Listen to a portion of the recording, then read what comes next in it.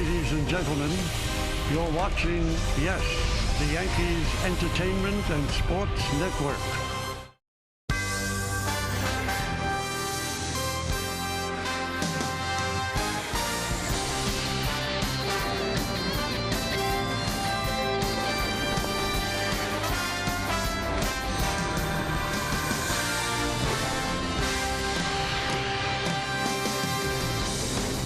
Well, the morning fog has lifted, and it's going to be a beautiful day here in Northern California, which means it's going to be a great day for baseball. As today, the Yes Network presents New York Yankees baseball.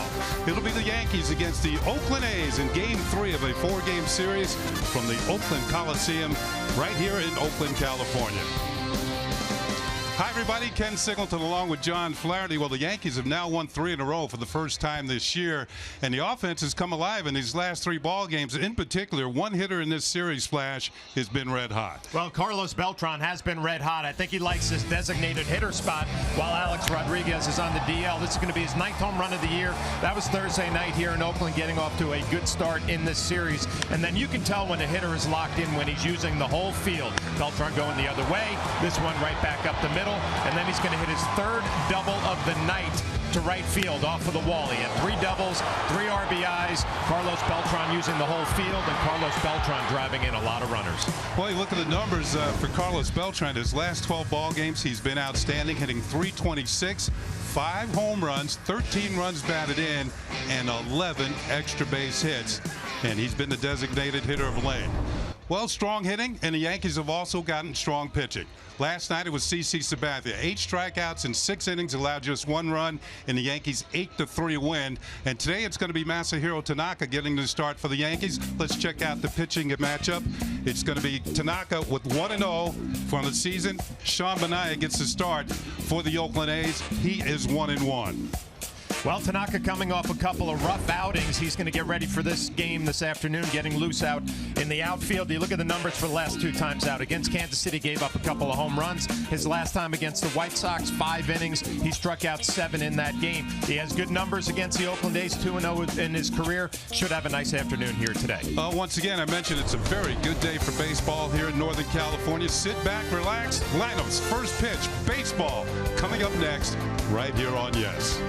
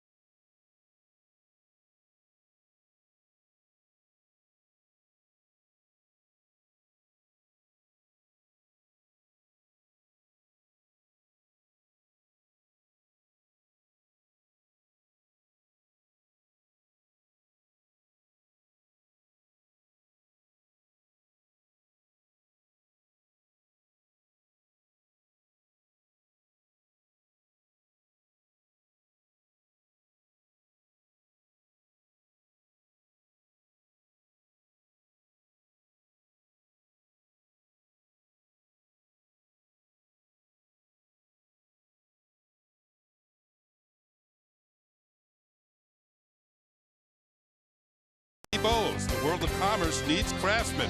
Pitney Bowes, the craftsman of commerce. And by Honda. Start something special with a great deal on a Honda now at your Honda dealer. There are the lineups being exchanged here. Tony Pena doing the honors for the Yankees. And quickly, let's take a look at today's cold hard facts. Are brought to you by Clean, Crisp Coors Light. And it has to do with the Yankees and what they have been doing lately. And the Yankees have been playing some very good ball. They have won 3 games in a row for the first time this year. And the numbers will tell you They've also scored 4 or more runs in 3 straight games for the first time this year, and 10 or more hits in 3 straight games for the first time this year. And yesterday they did not allow a home run for the first time in 15 games. So that all adds up to 3 consecutive wins for the Yankees. Today they try and make it 4. There is Sean Manaea, the starting pitcher for the A's, and let's check out the Yankees starting lineup, which as always is presented by Lexus. At the very start, the red-hot Jacoby Ellsbury. He'll be leading off. Starlin Castro moves into the second slot. He'll be at second base. Mark Teixeira will be at first, and cleaning up the designated hitter, the red-hot Carlos Beltran. Chase Headley will be at third. Aaron Hicks will be in left field. Rob Refsnyder getting his first start. He'll be out in right field. Austin Romine does the catching. And Ronald Torreyes moves over from third base to shortstop. He'll be batting ninth. A lot of right-handed hitters in that lineup, facing the lefty Sean Manaea, finishing up his warm-up tosses. This will be his 5th start. The ERA just under 8. We're going to look at our pitcher scouting report, brought to you by your Tri-Honda dealers. He is your basic 3-pitch pitcher: fastball, slider, changeup. And Joe Girardi stacking the righties against him. Righties hitting .379, lefties only .150, and he was part of that Ben Zobrist trade last year. Let's check out the defense behind Sean Manaea, and it's presented by Geico. And first we go to the outfield from left to right. It's going to be Chris Davis in left, Coco Crisp in center, and Billy Burns will be over in right field today. Muncy will be at third, Semien at short, Coghlan at second, Alonso at first, and Matt McBride doing the catching for Sean Manaea. Well, the throw has gone down to second base from the catcher, Matt McBride, and Ellsbury will be leading off for the Yankees. And it's that type of day here in Northern California. The umbrellas are out. There's no chance of rain, but plenty of sunshine here this afternoon, and temperatures warmed up considerably as opposed to last night's ball game. It was downright chilly here. Ellsbury averaged up to .285. He's got a 6-game hitting streak going. He's also 8 for 20 on this road trip, so his bat has come alive. Manaea is staring in. He's got the sign. He's ready to go. So is Ellsbury. And here's the first pitch of the ball game here at the Coliseum, and it is in there for a call strike as Pat Hoberg, the umpire, first pitch, shoots out that right arm. Well, Jacoby Ellsbury, the only lefty in the lineup today. Brian McCann gets a day off after a night game last night. Gregorius beat up a little bit, and Brett Gardner gets the afternoon off. Manaea deals, ground ball, one hopper to the third baseman, and Muncy will throw him out. Ellsbury is down. 1 up, 1 down for the Yankees. Let's take a look at the game time weather conditions presented by Bigelow Tea. 64 degrees, a very comfortable afternoon. Humidity 59%. The wind 16 miles per hour. Forecast is somewhat cloudy, but right now we have bright sunshine here at the Coliseum. Starlin Castro will step in for the Yankees. He's had somewhat of a slow road trip, although he hit a home run in Arizona. 3 for 20. And Manaea deals, and the first pitch is swung on and fouled off. Now Manaea is a 24-year-old left-hander. This is his 5th career start. He comes in with a 1-1 record. ERA up there at 7.91. His first ever experience facing the New York Yankees. Chopper foul at the home plate area, and quickly it's no balls and 2 strikes. Yeah, that's the pitch I'm interested in seeing, is the changeup from Manaea. And I mentioned the righties are beating him up, which would tell you that the changeup is not a great pitch yet. Throws hard, about 90 to 93. Defense about straight away for Castro. Hits the ball to all fields. Pitch is hit on the ground to short for Semien. And there are 2 up and 2 down, 2 ground ball outs to get it started for the Yankees here in the first inning. Manaea from Indiana State University, better known for the home of Larry Bird.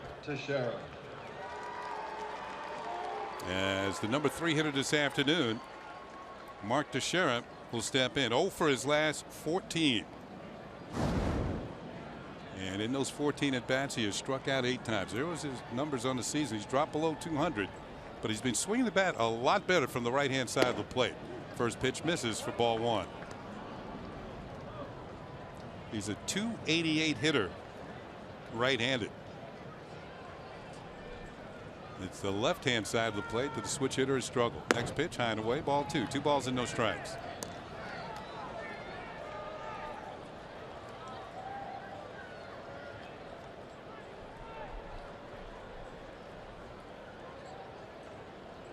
The left-hander deals, and that is a call strike over the outside corner. Sometimes when you're facing a pitcher for the first time, you take a few pitches, see what it looks like, unless he lays one right in there and you can jump on it. This ball is popped up. Second baseman Coughlin in the short center field makes the catch. The Yankees go quietly here in the first inning. 1-2-3 against Sean Manaea. The A's are coming to the plate. No score so far here in Oakland.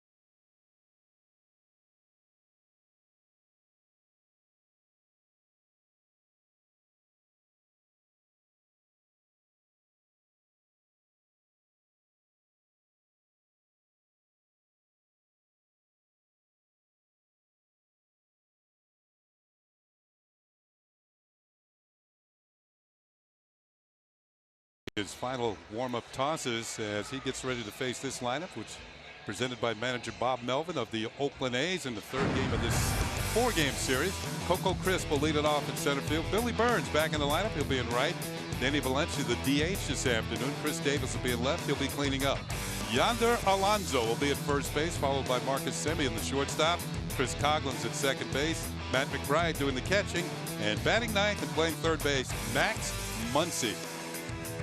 Well, the Oakland A's manager Bob Melvin sending that lineup out against Masahiro Tanaka, finishing up his warm-up pitches. 1-0, 3.51 ERA, and we'll take a look at our pitcher scanner report, which is brought to you by your Tri-Honda dealers. Looking to get back on track. His last 2 outings not his best against Kansas City and last time against the White Sox. And he has a nice chase rate, 36.4% swings of pitches out of the strike zone. That is most in the American League, and the infield defense will be important today. He gets a lot of ground balls, 55.8%. His outs are on the ground. That's 4th best in the American League. You know, one thing we should watch for this afternoon, this is the first time that Austin Romine has ever caught Masahiro Tanaka in a game. 52 starts, 48 of them have come with Brian McCann, the other 4 with John Ryan Murphy. So we'll watch that this afternoon as Coco Crisp takes the first pitch a little outside for ball 1 from Masahiro Tanaka, who is 2-0 in his career against the Oakland A's. He has pitched very well against Oakland.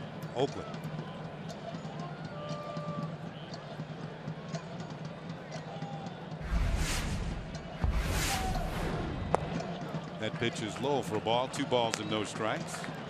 Kenny, how about me throwing the analytics at you in that scanner report? A little chase rate out of the strike zone. You know what? I was about to throw something at you too. Tanaka has one of the better ground ball rates as well. About 56% of the pitches that are put in play are hit on the ground. There's another one. Teixeira has it, steps on the bag, and that is out number 1. 3 unassisted on the play. Check out the Geico defense. The Yankees on D this afternoon. Outfield is going to be Hicks in left, Ellsbury in center, Ref Snyder in right field for the first time this year. Headley, Correas, Castro, and Teixeira round out the infield, and Austin Romine doing the catching. Here's Billy Burns, who got most of the night off last night. Did get a pinch hitting appearance and had a triple. The switch hitting right fielder takes a pitch inside from Tanaka for ball 1. In the pregame show, Meredith Marakovitz told us that Tanaka an extra day's rest between starts. Usually throws the ball a lot better with that extra day. We'll see how it works out this afternoon. Misses again. 2 balls and no strikes on Burns, who's hit pretty well against the Yankees in his brief career. He was a rookie last year. A .346 hitter against Yankee pitching. plenty of speed for Burns. And that is ball 3. 3 balls and no strikes. Tanaka fell behind Coco Crisp early in that first at bat. Same thing here to Billy Burns. Obviously has a lot of speed. You want to keep him off the bases. Taken all the way, and that is poured in there for a strike, and it's 3-1. Kenny, you mentioned Austin Romine behind the plate. These guys have worked together in spring training, so this won't be that foreign. But whenever you're working with a pitcher for the first time during the season, you just want to get off to that good start in the first inning and find that nice rhythm. 3-1 pitch, and it's hit on the ground to second for Castro. Gets a nice hop, and the throw to first is in time. And in 2 occasions here, the first 2 hitters, Tanaka has fought back from behind in the count to get ground ball outs. 2 down, nobody on. Danny Valencia, who this afternoon is a designated hitter. Step in with nobody on base. Valencia missed a lot of time this year on the DL with a strained hamstring, but came off with a vengeance. 6 home runs in his last 12 games. All 6 of his homers have come in the last 12 games. First pitch, and Tanaka misses, ball 1. We'll take a look at our Jeep hitter scouting report on Danny Valencia, league leader with that .348 batting average. And this offensive explosion started last year. 11 home runs in 47 games with the Oakland A's. And he was a waiver claim by Oakland from Toronto, so nice pickup of the Oakland A's. Somebody that they could put right in the middle of their lineup. Ball and a strike on Valencia. And a little blooper, and it's going to be caught by Ronald Torreyes. And that's it. Almost fell in there. Torreyes retreats, makes the play. The A's go in order. It's on to the second inning with no score here in Oakland. Stay with us.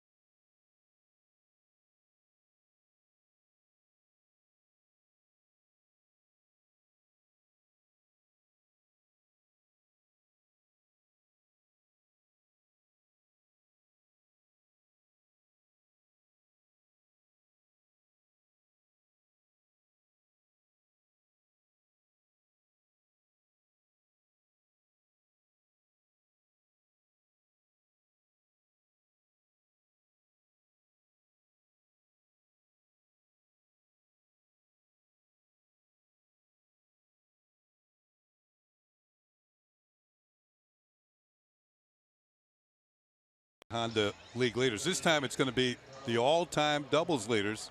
And you can see that Carlos Beltran, who's had 4 doubles in this series, is tied with Edgar Martinez on the all-time list. Just 1 double behind Hall of Famer Joe Cronin. And then Scott Rowland at the top there, 517, 49th place. So Beltran's been hot. Here's the first pitch from Anaya, him the second. And Beltran waves at it, fouls it back, and out of play, strike 1. Beltran's last 5 hits have all been for extra bases. 4 doubles and a home run with 6 runs batted in. 13 extra base hits this month.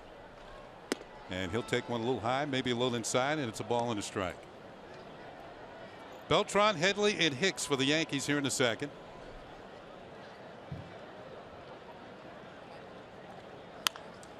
Hit hard but foul. And the count will move to 1-2. Ken Singleton along with John Flaherty and Meredith Marakovitz. 3rd game of the 4-game series. We'll have you. We'll be back here tomorrow. Finish out this series. as the Yankees try and continue their winning ways out here in Oakland. Swing and a miss, or foul tipped into the glove of McBride on a changeup, and that's the first strikeout of the afternoon for Minaya. The Yankees getting their first look at Minaya this afternoon. 1-2 pitch looked like a changeup. Everybody in that dugout going to be paying attention to what Minaya will try to go to with 2 strikes.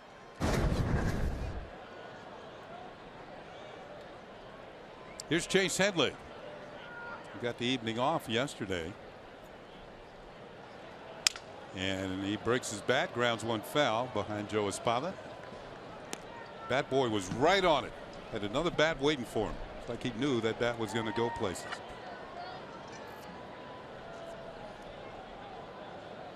Well, one thing we're noticing early on from Minaya, he will come right at you with that first pitch fastball. The Yankees aggressive first pitch swinging. Headley takes high for a ball. And bat boy must be a Jose Bautista fan. You notice the beard? Is bat boy the proper phrase? I was going to say bat gentleman. Yeah. His ball is fouled off, or bat guy, whatever you want to say. You know, he seems out of place in a Yankee uniform because the Yankees don't allow beards.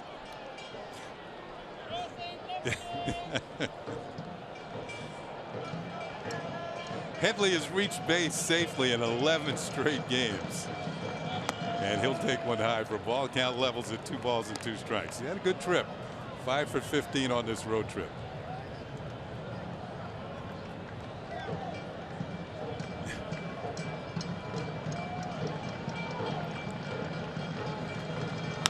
Ground ball towards second baseman Coughlin, and he scoops it up, throws him out, and it's 2 down for the Yankees. The Yankees looking for their first base run of the game. Minaya set down 5 in a row.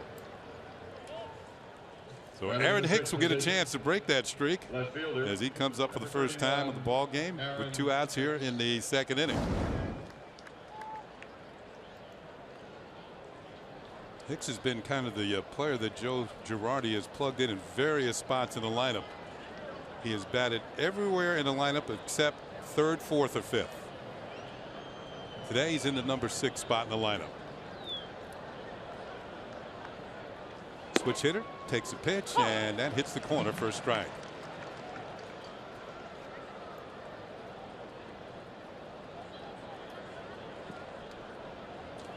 Hicks was on base 3 times last night. And a little number foul. I got a piece of Hicks, and the count is 0-2.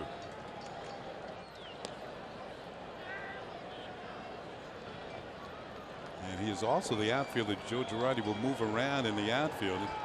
This is his 7th start in left field. He has started 10 times in center and 7 times in right field. The ability to play all 3 of the outfield positions.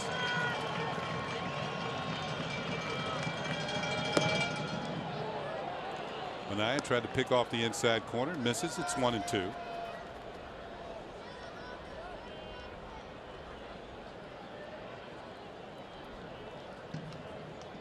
This is the side of the plate that everybody was expecting Hicks to do a better job of, but he's only hitting 152 right-handed. This ball's hit in the air to center field for Crisp, who retreats a bit, makes the catch. And once again, the Yankees go 1-2-3. We played an inning and a half here in Oakland with no score.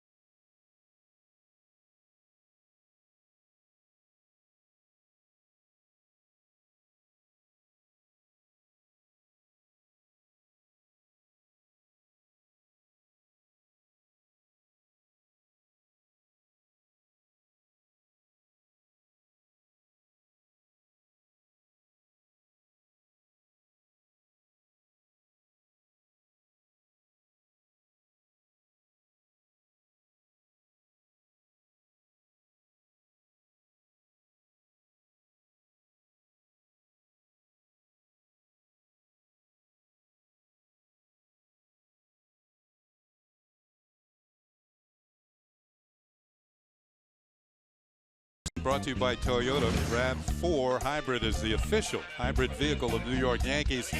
And here's how the conversation is going to go this afternoon. What do you think of the reports that Major League Baseball is considering altering its strike zone? And Cameron Ivone won.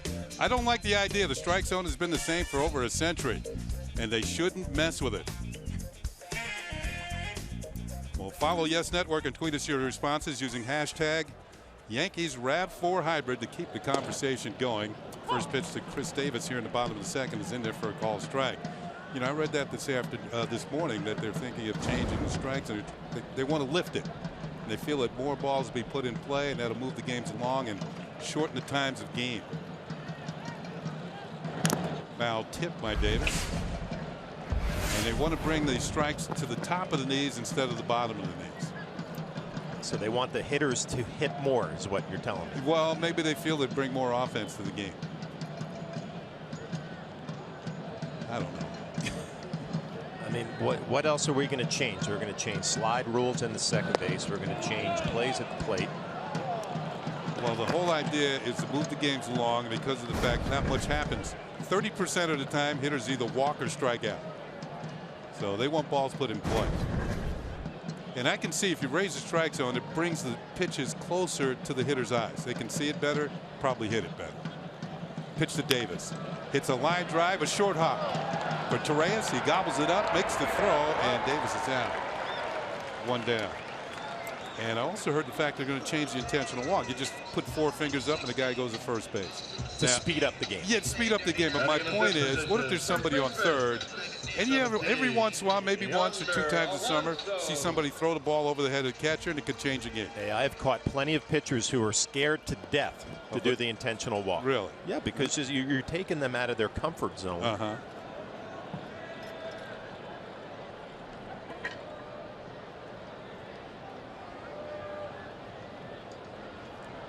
Here's Yonder Alonso with 1 out and nobody on. And Alonso takes a breaking ball inside for ball 1. Tanaka trying to get back on track somewhat. His last 2 starts have not been Tanaka-like. Let's put it that way. Ball is fouled off. A ball and a strike. He gave up 4 runs and 8 hits in 5 innings against the White Sox in a no decision. The Yankees won that game. And he gave up 6 runs on 7 hits in 7 innings in a game against Kansas City. The Yankees won that game too. But I guess it's all in the result. Yeah, I think about both of those opponents, the Royals and the White Sox, obviously some better teams. This Oakland A's team kind of middle of the pack offensively, and without Josh Reddick now. Yeah. Not as imposing of a lineup.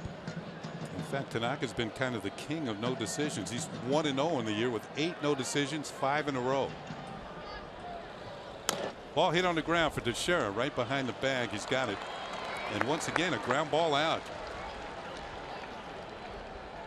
I mentioned Austin Romine wanting to get into that good rhythm in the first inning. Well, here in the second, it looks like things have picked up the pace a little bit. Batting in the 6th position, shortstop, number 10, Marcus Semien. Well, if there is a constant in the Oakland A's lineup, it is this guy, Marcus Semien. He has started all the games. 43 games he has started so far. This is number 44 for him. And Tanaka deals and misses, low and away with a breaking ball. Ball 1.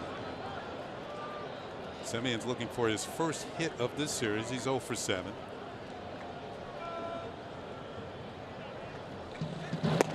That is in there for a call strike. 1-1. Good crowd on hand here this afternoon. Day game after a night game. Beautiful Saturday afternoon. Ball hit hard and foul towards the A's bullpen.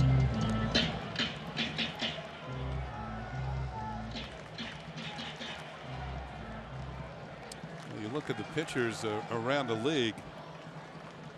Tanaka's only 1 of 3 with 4 starts and just 1 decision. Hit hard, and Semien has his first hit of the series. A ground ball single into left field. He's now 1 for 8. Pretty good pitch from Tanaka as well. Looked like a split that was down that Semien just kind of reached out. Poke through that hole between third and short. Position, second baseman. See him out in front. He becomes the first base runner of the ball game, and he'll keep the inning going for second baseman Chris Coghlan. A few years back with the Florida Marlins, was the Rookie of the Year in the National League. He's kind of a platoon player here in Oakland. Won for his last 15. And Tanaka hasn't been able to throw many first pitch strikes thus far in the game. Consistently falling behind the hitters, then trying to get himself back into counts. Fouled off by Coghlan. 1 ball, 1 strike.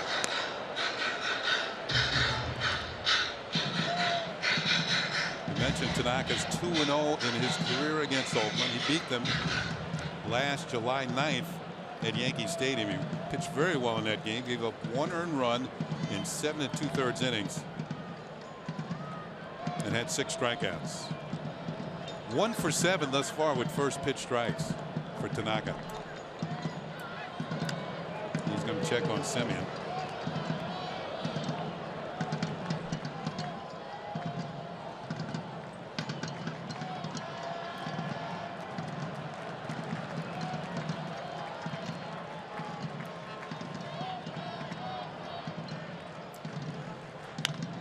Hit in the air to left field. Going back towards the wall is Hicks, and he'll make the catch before slamming into the wall, and that'll do it for the A's. A bid by Coghlan for an extra base hit, but the A's will leave a runner at the end of 2. No score.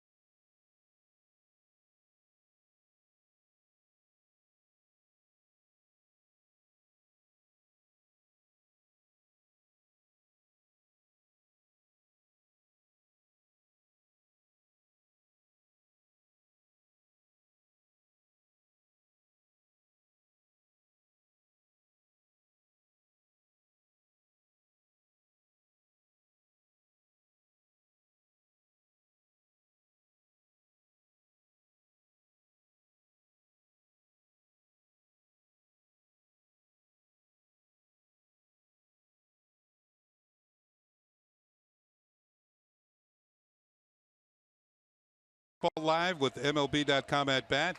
Stay up to the moment at any moment with Game Day live game video highlights, StatCast, news, and more. Download MLB.com at bat, the #1 app for live baseball on your phone and tablet. We are scoreless here in Oakland. The Yankees looking for their first base runner. It'll be Rob Refsnyder playing right field. His first start is coming up with the Yankees. Quickly falls behind in the count, 0-2. Refsnyder hit .293 in 34 games at AAA, a couple of home runs, 10 RBIs.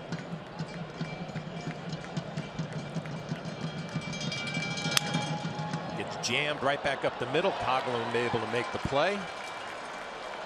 Sean Manaea doing a good job getting ahead in counts. Getting a fastball in on the hands of Refsnyder. Yeah, Ref Snyder got called up primarily because he was red hot in the month of May. He was hitting 400 in May. And with Alex Rodriguez on the disabled list, the Yankees are looking for a right-handed hitter to help augment their lineup. And Ref Snyder gets his start this afternoon. Primarily, we've seen him taking ground balls at second and third, fly balls in the outfield.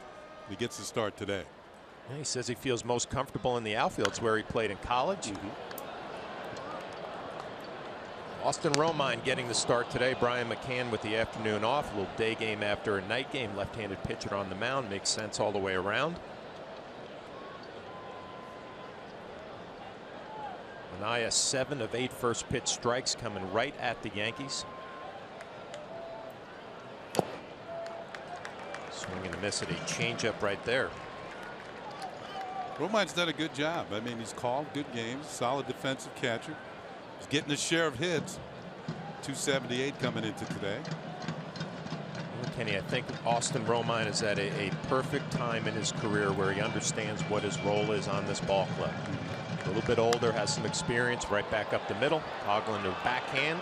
Romine getting down the line, they'll get him by a few steps. But when you're a younger player and you're a backup, you have a lot of excuses. Well, I'm not playing every day. How am I supposed to hit? Or I'm not playing every day. How am I supposed to be able to throw some people out? You get a little older, a little wiser.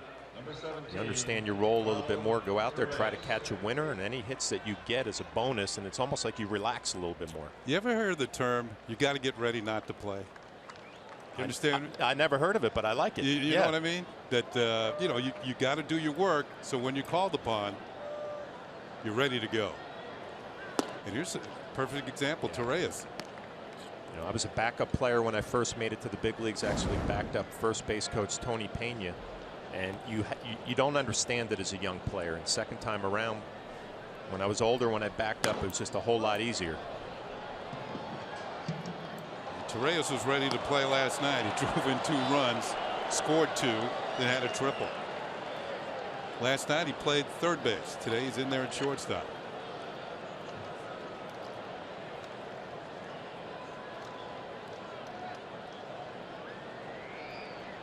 1-1 from Anaya.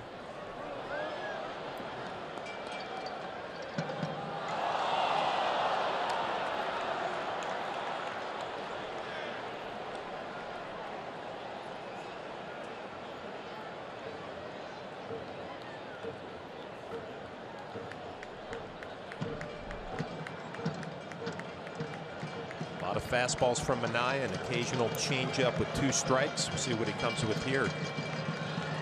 Goes with the slider down and in.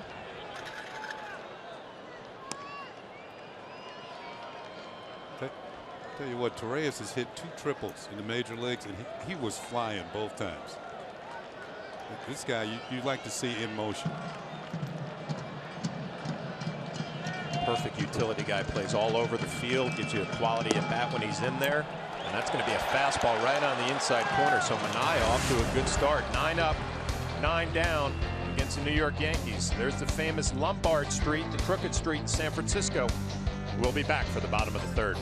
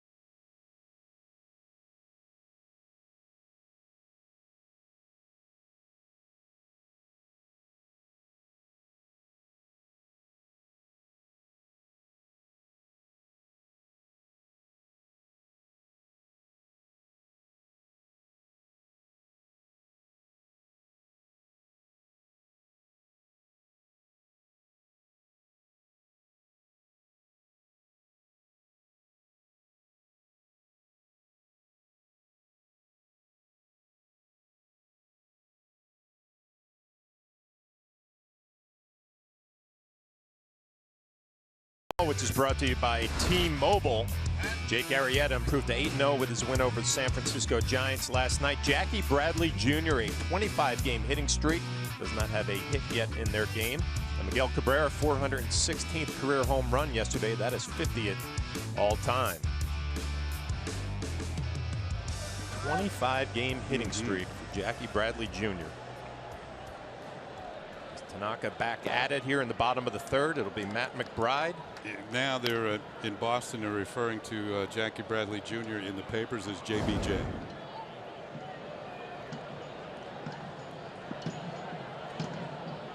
When you think about Jackie Bradley Jr.'s career, I mean, it has come full circle, Kenny. He always had the glove. Yeah. Defensively, he was solid, and that's why he got a chance, an opportunity to play. And now his bat has caught up to his glove. He has been a productive hitter for these Boston Red Sox. Hitting for power, too. I think Chili Davis, a hitting instructor for the Red Sox, deserves a lot of credit. Yeah. And I talked to Chili about it last year because early on in Jackie Bradley Jr.'s career, his swing was so long. And he would get beat with fastballs, and Chili made some adjustments. And 25 games later this year, a nice hitting streak.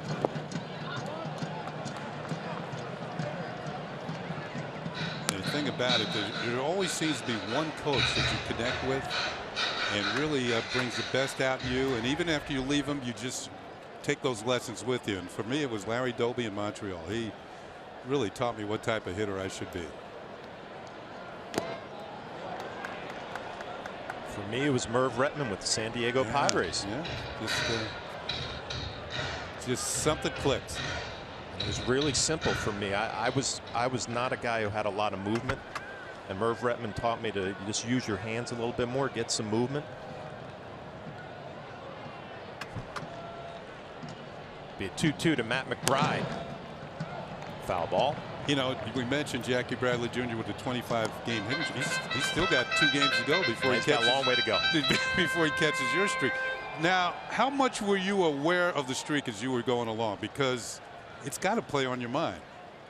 Well, it was funny. I got traded to San Diego. I went 0 from my first 10, could not get a ball out of the infield. And that's when Merv Retman made the suggestion about my hands and just got going.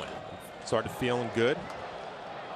But I started paying attention probably around 15 games. Okay. And then all of a sudden you start thinking about it a little bit more. But I knew I was in trouble when the great Tony Gwynn came up to me after 25 games straight, and he said, you know what, you just blew me out of the water. And that, Kenny, that when he said that to me, I said, I should not be in this territory right now. And it ended 2 days later. What, he had the club record? He had hit, I think, in 25 straight. I don't know if it was a club record. I don't think so, because Benito Santiago hit in 31 straight. Yeah, that's right. Catch it for San Diego. Well, you blew Tony out of the water. That's when I knew it was going to end soon. 3-2 to McBride. Another foul ball. My longest was 17, and going into that 18th game, I knew I was in trouble because it was Ron Guidry. And I had this bat I'd been using for 2 weeks, and I've been hitting the ball really well. And not only did he break my streak, he broke my bat. That was the 10th pitch of this at bat, so McBride hanging in there.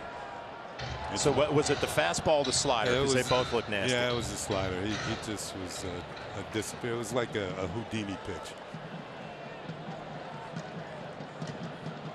Plus, it was tough for me to keep long streaks going because I walked a lot. Yeah, I didn't have that problem. Big swing and a miss, so Tanaka wins the battle. Well, the left-hander that ended my streak, Al Leiter. Really? Yeah. Does Al know? I'm sure he does. I'm sure he does. A couple of cutters in on the hands, some weak ground balls. He's probably got it engraved on his mantle somewhere. The third baseman, Max Muncy. This is our first look at Muncy in this series.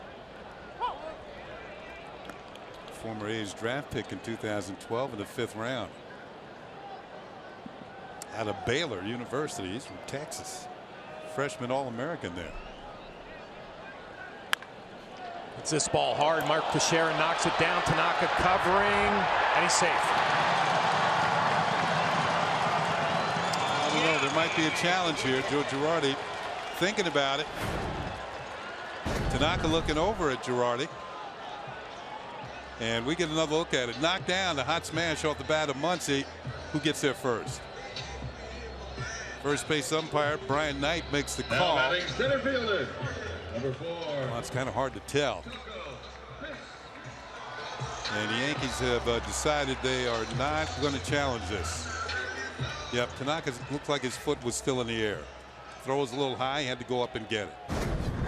So Muncy's on with an infield single. One down would be Coco Crisp. Muncy stole 3 bases in AAA, did not get thrown out while he was there. So a little bit of a threat to run. Tanaka gets ahead, first pitch strike. Coco Crisp hit a ground ball to Mark Teixeira, his first at bat.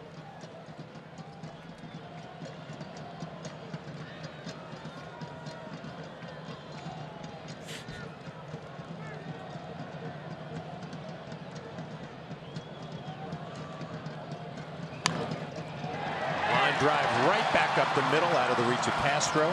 So the A's have something going here in the bottom of the 3rd.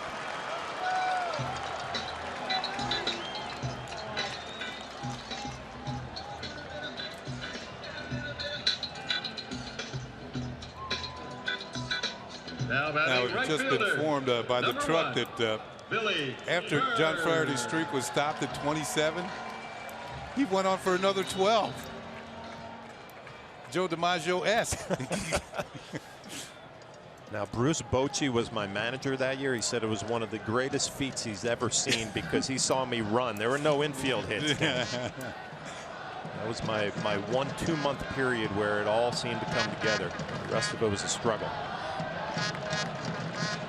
But Tanaka struggling a little bit here. Burns a bunt, gets it past Tanaka, perfectly executed by Billy Burns.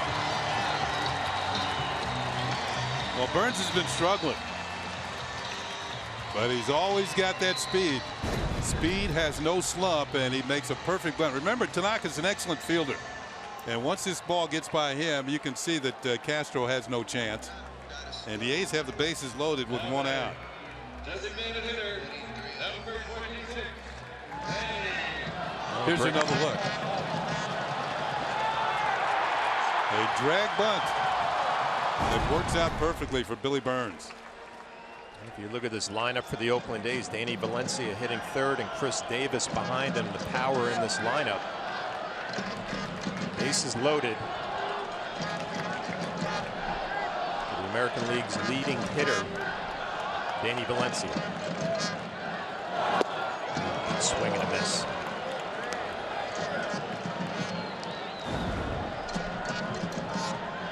Lined out his first at bat, 6 home runs, 14 RBIs. Well, the Yankees starting pitching has been in shutdown mode the last 3 games. They're all victories. This is one of the few jams we've seen. Good pitch down and away. Tanaka quickly ahead in the count, 0-2. Valencia has had a reputation over his career of being very tough on left-handed pitching and not quite as sharp against righties. And he has fallen into the role of a platoon player, except he's done well here in Oakland against all types of pitching. Tanaka ahead in the count, 0-2. We'll see if he goes with that split finger. Fastball on the outside half, and it catches Valencia looking. Perfect pitch by Tanaka. Didn't take long. 3 pitches. Valencia headed back to the dugout. 2 sweeping breaking balls, and then the fastball over the outside corner. Caught him looking. Well, maybe it's a splitter. If it was a split, it was a hard one. It was about 90. Oh, my goodness. And not only was it a hard one, it was in the strike zone. Usually that's a pitch designed to look like a strike, and then the hitter swings at it, and it drops out of the zone. That was nasty. 2 down, it'll be Chris Davis hit a ground ball to short, his first at bat.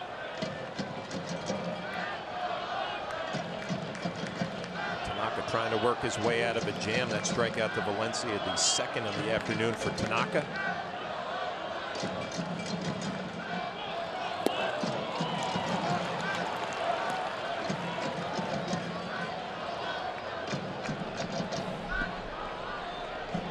Gustavus, 27 home runs last year with the Brewers, already has 12. Driven in 29. Chance to do some two-out damage here in the bottom of the third. Ball hit to Headley at third base. The throw over to Mark Teixeira, so Masahiro Tanaka in a little bit of trouble here in the bottom of the third, able to pick up a strikeout and a ground ball to work his way out of it. We're still scoreless here in Oakland. Coming back for the fourth.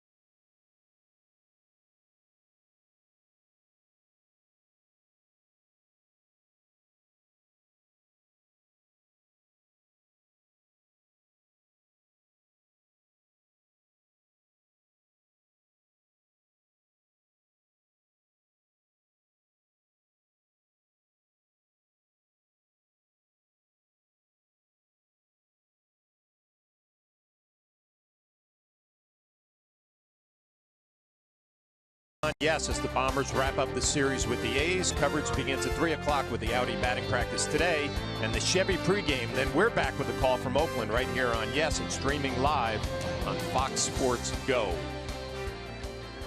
Back for the top of the fourth inning, Sean Manaea, 9 up, 9 down.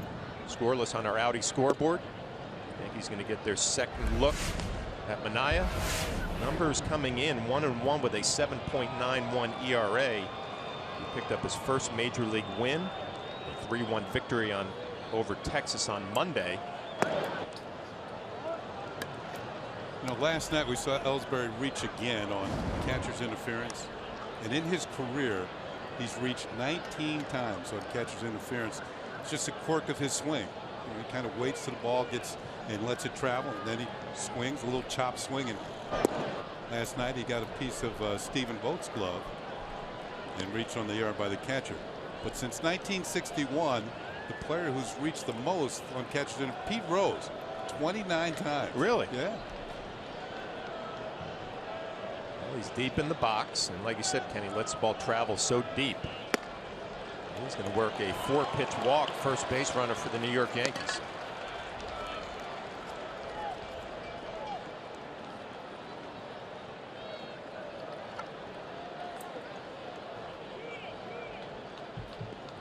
Bring up Starlin Castro batting second this afternoon. Number 14, Ground ball in the first inning.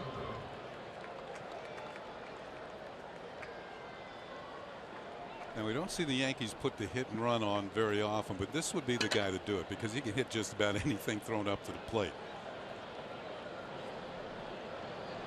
Ellsbury with 9 stolen bases on the year, has been thrown out 3 times.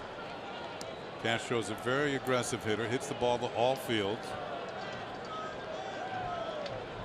And he's got the count his way, 1 ball and no strikes. That's when you like to put the hit and run on. You like the pitcher to be forced into throwing a strike.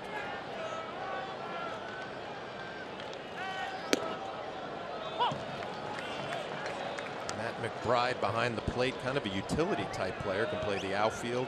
He's catching this afternoon.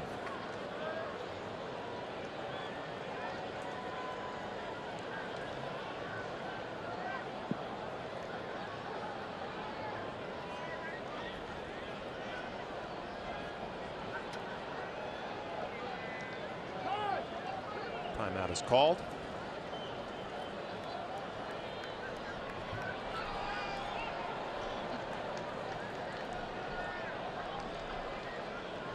Castro 0 for 5 in last night's win. 1 hit in his last 15 at bats. So a great spring training and a great start. Struggled just a little bit, but ahead in the count here, 2-1. You can almost see tomorrow's lineup. You got Torreyes playing second. Castro gets a day off. So Torreyes will go around the infield, third, short, and second in this series. The Yankees will have Monday off, so that'll be a couple of days in a row. Ground ball hit softly. Semien comes up with it. It's going to be an infield hit for Starlin Castro. Looked like Semien was fooled somewhat. He thought that Manaea was going to get the ball. But once it got by him, Semien had moved over towards the bag at second, kind of taking himself out of position to make the play at first base. You can see he's out of line, has to come back the best another direction to pick up the ball. Everybody is safe. Infield hit. Well, the Yankees got something going here in the fourth. There's Ellsbury safely at second. Semien kind of took himself completely out of the play. So Manaea, who had been cruising the first 3 innings, the first sign of trouble this afternoon. Nobody out. The 3-hitter Mark Teixeira. Fly ball, his first at bat, will pop up to second base. He's first pitch swinging, hammers one down the left field line, but it's going to be foul.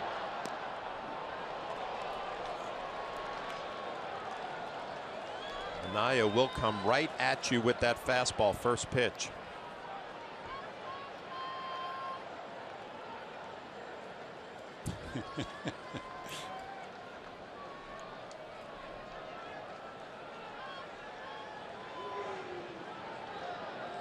Ellsbury off of second, Castro off of first. A changeup clips the outside corner.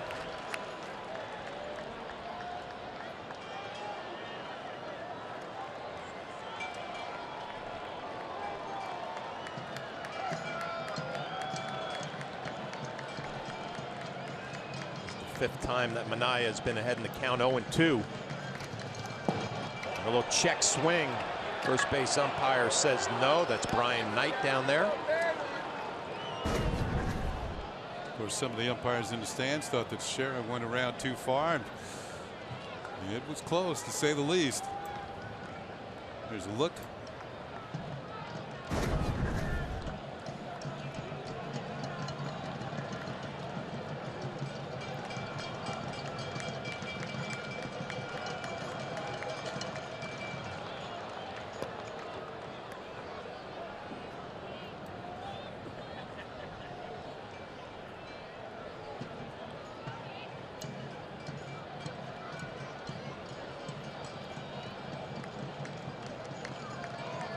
The 45th pitch of the afternoon for Manaea. No appeal on that one.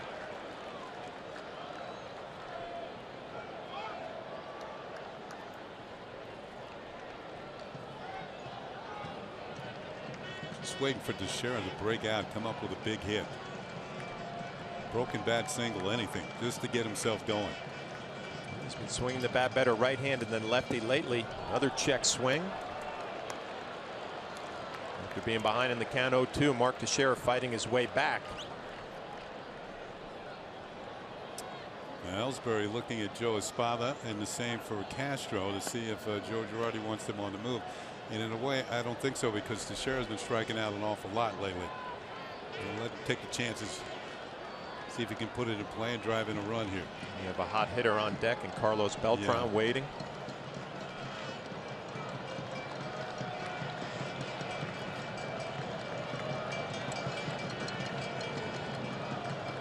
Runners are not moving. That could be ball 4. Wow. A leadoff walk to Ellsbury, an infield hit to Castro, and now Mark Teixeira a walk, and bases loaded, nobody out. You know, even when you're not hitting and you draw base on balls, I mean, that's something positive. You get down to first base, he gets to say hello to Tony Pena, Kurt Young, the pitching coach, coming out to talk to Manaea. First jam for him this afternoon. As Flash told you, he'd retired 9 in a row. Now the first 3 Yankees have reached here in the top of the 4th. Now batting. Tony, I haven't seen you in a while. How you been? Carlos Beltran. We've all been there. Well, the Yankees all set up here in the top of the 4th. Bases loaded with their hottest hitter. 3 doubles last night for Beltran. 3 RBIs. Did strike out in the 2nd inning. Ellsbury off a 2nd, Castro, or off a 3rd, Castro off a 2nd, and Mark Teixeira taking his lead.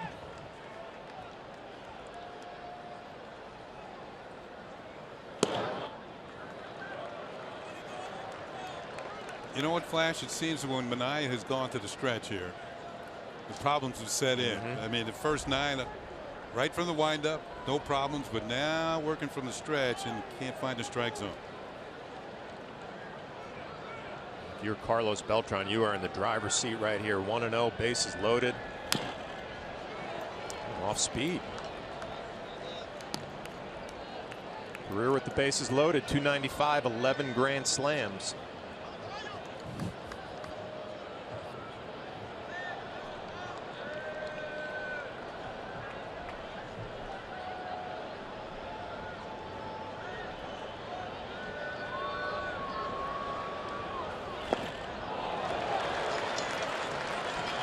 Having a little bit of trouble picking up that off-speed pitch. He struck out in the 2nd inning. A couple of weak swings here.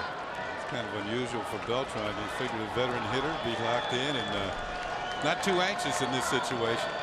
He's been here many, many times. Chase Headley on deck. He's trying to get on the board. Bases loaded, nobody out. Ball's hit hard off the glove of Semien. Ellsbury will score. Castro stops at 3rd. Carlos Beltran continuing his hot hitting. The Yankees take a 1-0 lead. Yeah, that is run batted in 1,469 of his career. Semien got a little bit of leather on it, but not enough ups to come down with it. Now batting. And the Yankees still have the bases loaded, nobody out. Here it is, pitch right in the center of the plate, hit hard by Beltran, who, as Flash yet continues to hit the ball hard in this series. There it is. Semien just got a piece. Well, he did get up there. A bit higher, he would have had that one.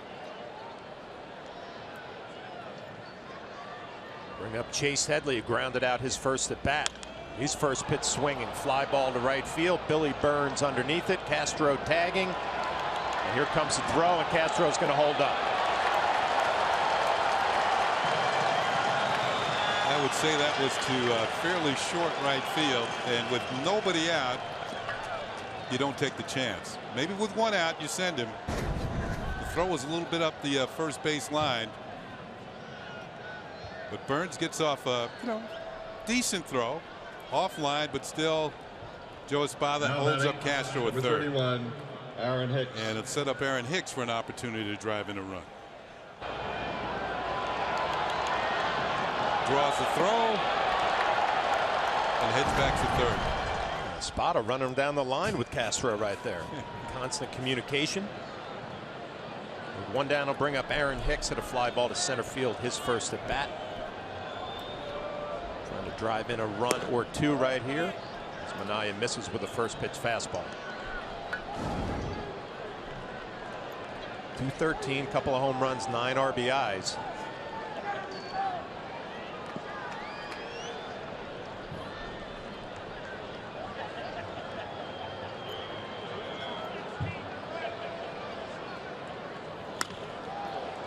Fly ball to left field. Chris Davis coming in. We'll see if Castro's going to try to tag on this one.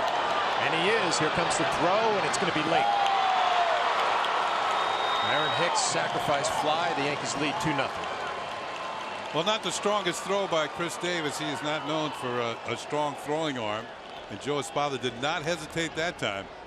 Sending Castro. Hicks gets the run batted in, and the Yankees get a 2-0 lead. Here's another look, and this was deeper than the fly ball to right field to Burns, and you can see that throw had really no chance. Kind of looked like the wind got it, held it up.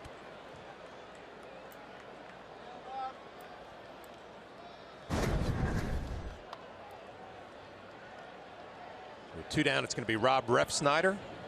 Hit a line drive at second base, his first at bat.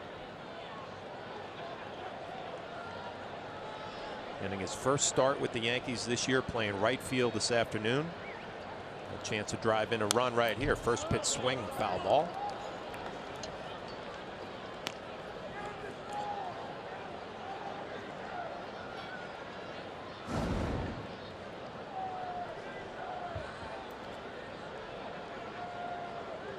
Down in AAA, was playing a little outfield, was playing some third base, was playing second base. As you said, Kenny, swinging a hot bat when he was recalled. That was his time with the Yankees last year. Remember, he was a 300 hitter, did 302 for the Yankees. I don't think the bat's a problem. I think the Yankees trying to turn him into an infielder.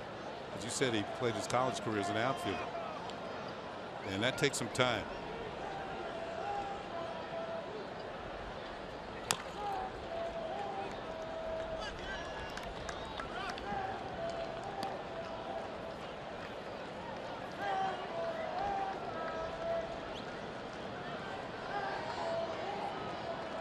Particularly had a rough go of it at third base in spring training. 2 days in a row, caught a tough hop off the face. He's behind in the count here, 1-2. It's even 2-2. Refsnyder, a 5th round draft pick in 2012.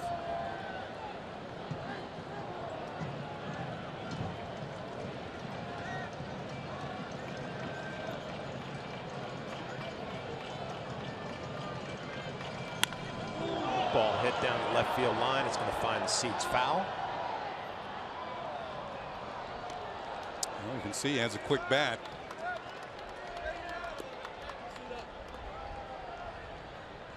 He had 2 home runs last year. He had 2 home runs in AAA this year.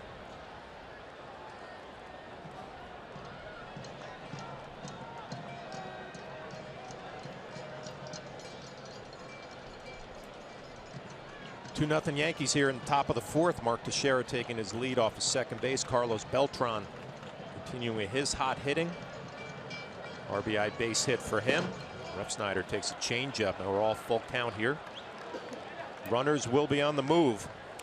Well, the second time through the order, the Yankees maybe figured something out as they picked up 2 runs here in the 4th inning after Minaya had set them down perfectly through 3 innings.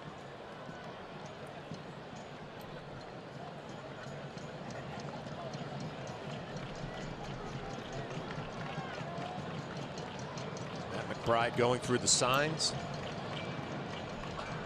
Things have slowed down here for Sean Manaea in the 4th inning.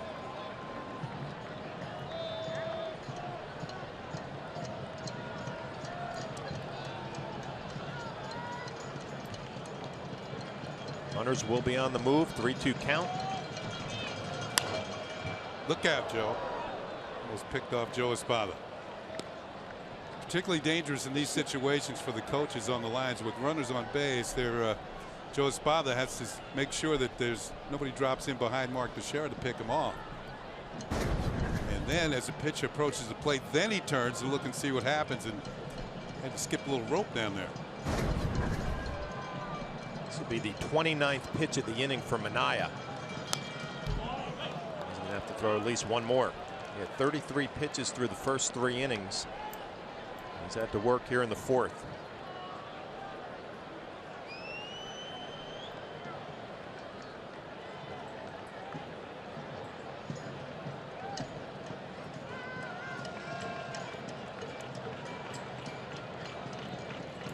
Two nothing Yankees. Looking to add on here with 2 outs. Be a 3-2 to Refsnyder. The foul ball. Having a good at bat. This is kind of what the Yankees did to Sonny Gray last night. They jacked up his pitch count early in the game, and he kind of unraveled with the wild pitches. 10th pitch of the at bat coming up next. I always feel like the hitter has the advantage the more pitches he sees during an at bat. See if Refsnyder can finish it off. 3-2. Ball hit to right center field. Billy Burns on the run. Not able to come up with it. Teixeira will score. Beltran coming all the way around from first. So Refsnyder able to finish off a great at bat, a 2 RBI double, and the Yankees lead 4-0. Big 2-out hit. And to say he earned that double, that is an understatement. As he picks this pitch right down the middle, downstairs, and gets good wood on it. Burns looked like he might have had a shot, but the ball short hops the wall, and Coco Crisp will get it back in as the Yankees add 2 more runs. Now, last night, the Yankees had a 5-run 4th inning, and tonight, or this afternoon, they put together a 4-run 4th, and it's not over yet. 2 down will be Austin Romine. Ground ball to second, his first at bat. First pitch swinging, fly ball to right field. Billy Burns again going back on the track, able to make the play. The Yankees able to break through with 4 here in the top of the 4th inning. A big hit from Rob Refsnyder.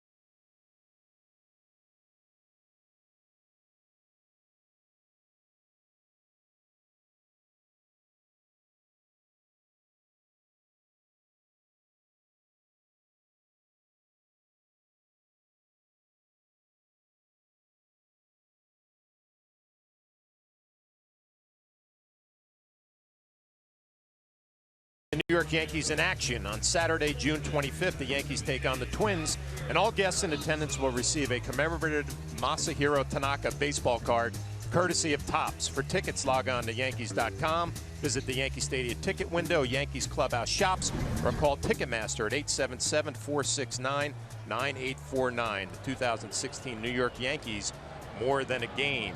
4-0 Yankees on our Audi scoreboard. Masahiro Tanaka got himself in a little bit of trouble in the 3rd. Back to work here in the 4th. Quickly ahead in the count to Yonder Alonso. Yeah, while he was in trouble in the 3rd, it's almost you could see him reach back for a little extra on Valencia and Chris Davis. He got them both out.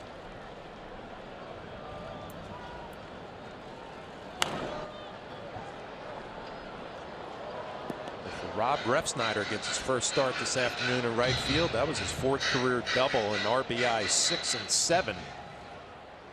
He sat around for a few days after being recalled, gets his first start. A big 2-out hit.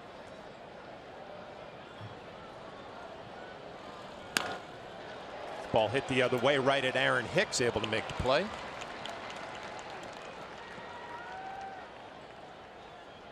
So Alonso is retired. He's now 0 for 2. Now batting, shortstop, number 10. And 1 down will be Marcus Semien. He had a single in the 2nd inning. A young man who has improved so much defensively and has some power at shortstop. 10 home runs already. Kenny, we were watching him this morning, even when the Oakland A's did not take batting practice. Yep. He was out there working on his defensive game. 3rd base coach Ron Washington.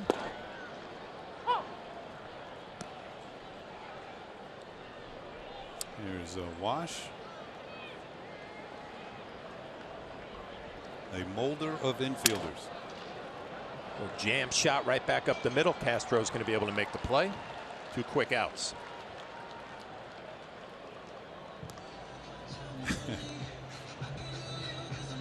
How tall is Torres? He's listed at what, 5'10". I don't think he's 5'10". He's not even close to that. No.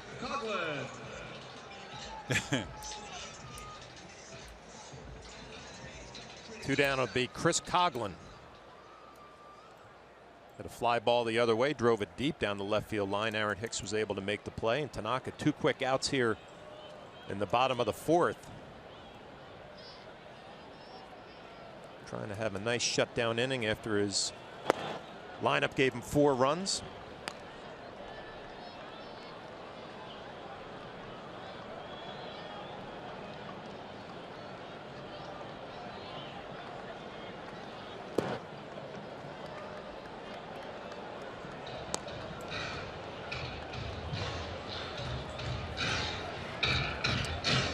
This is his 9th start for Tanaka and only 1 decision thus far. That means he's pitched in a lot of tight games. Now this is an afternoon that thus far he must be loving with the 4 runs of support.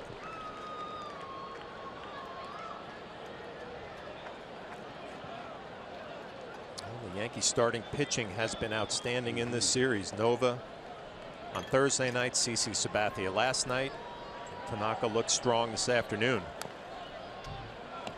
And you know that the bullpen is fully rested, the big 3. In fact, as we looked out to down on the field there, Andrew Miller's walking down towards the bullpen. And we want to wish him a happy birthday. 31 years old today.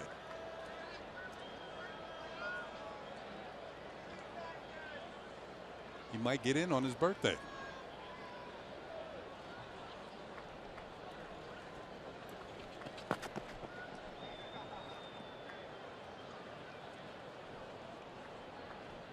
Well, 2 quick outs for Tanaka. 2-2 count to Coghlan.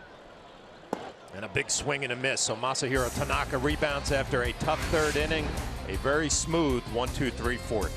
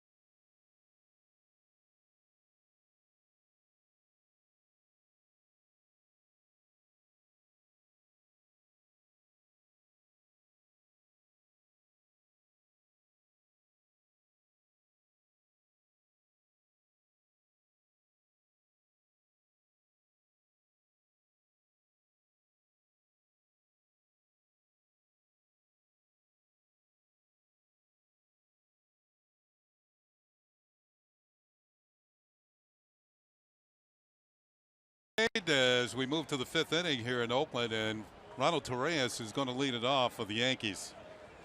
And on our Cadillac scoreboard, Yankees leading 4-0.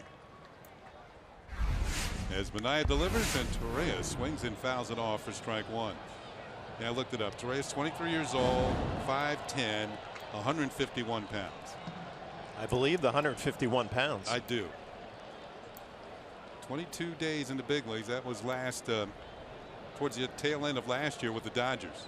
Yankees claimed him off waivers, and he's done an excellent job thus far.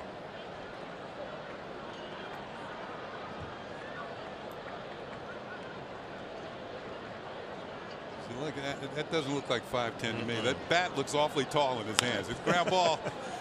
And Semion's up with it in the hole. Off balance throw and not in time. Torres beats it out for a hit. It's another thing he brings to the table. Good speed. So he's on with a leadoff infield single here in the 5th. Well, we're going to have a little replay.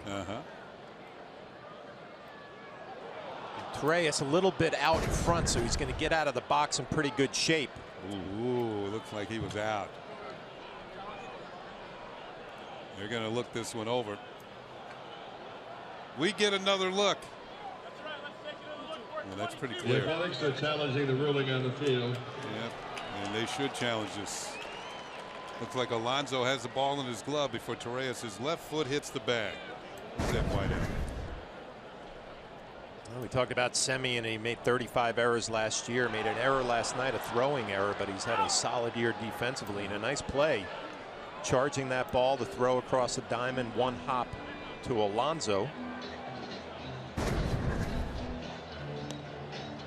I kind of expect this is not going to go the Yankees' way.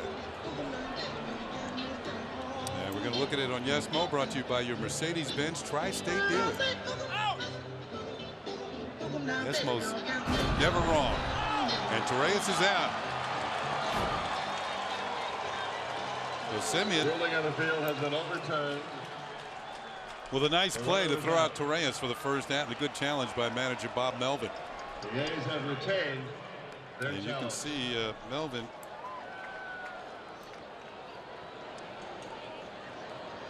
managed with Arizona and Seattle. As manager of the year in both leagues. Now the Yankees inning, 4-run inning, got started with a walk to Ellsbury, and he hits a little jam shot right back to Minaya, and that is out number 2. You know, Kenny, I've known Bob Melvin for a long time, played together. After Thursday night's game, got a chance to say hello to him. That was as down as I had ever seen him. He just found out that Josh Reddick broke his thumb, fractured his thumb, was going to be out for a long time. 12 players on the disabled list for this team. Now, where'd you guys play together? In Boston.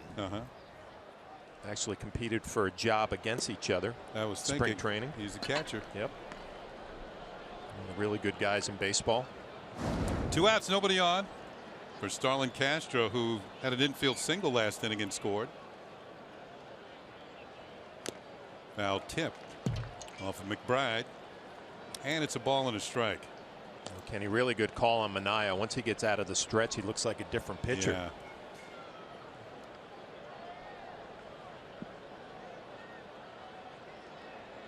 Two outs, nobody on for the Yankees here in the 5th. They have a 4-0 lead.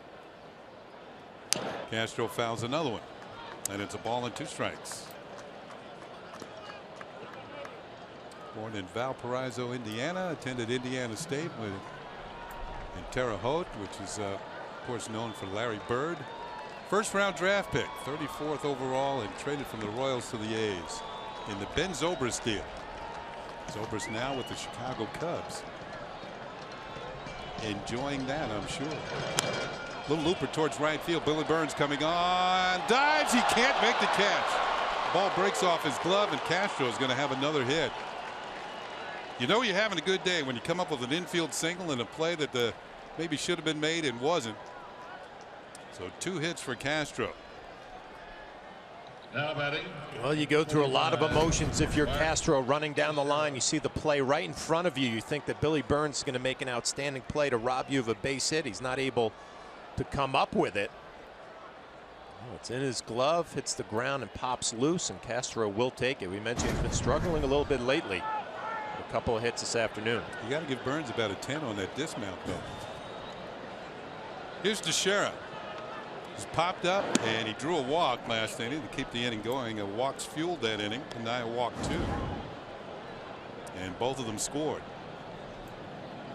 1 ball and no strikes on the Yankee first baseman.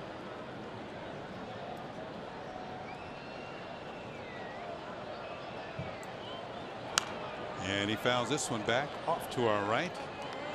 And it's 1 ball and 1 strike.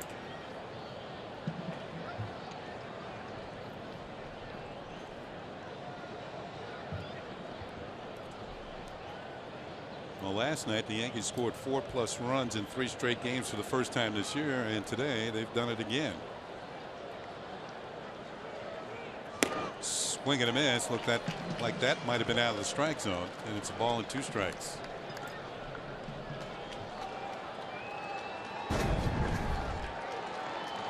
See the open stance. He closes up with his front foot. You're right, Ken. He probably swung at a ball.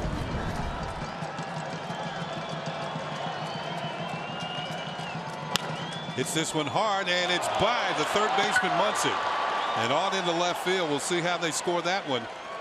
Teixeira's looking for hits any way he can get them. Castro moves up to second, and they're now 2 on and 2 outs. Well, we've seen some shaky defense here in Oakland from these A's. Now batting. Ball was hit hard by Mark Teixeira, but it's going to be an error. The A's do lead the league in errors. So an error on Muncy. And Kurt Young's going to come out and talk to Minaya with Carlos Beltran coming to the plate. And in this series for the A's, it's not been a good thing. Beltran has driven in 7 runs in the first 3 games. And this one's not over yet.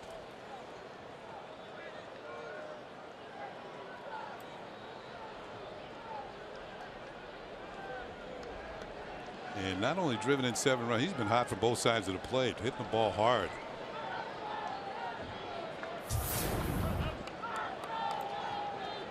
.32 pitches in the 4th inning.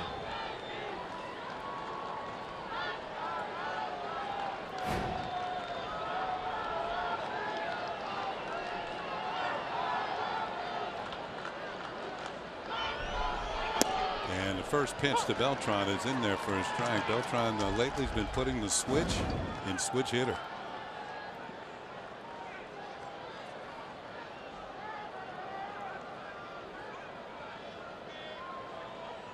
Two on, 2 outs. Yankees threatening for the 2nd consecutive inning. Swing and a miss, and it's 0-2.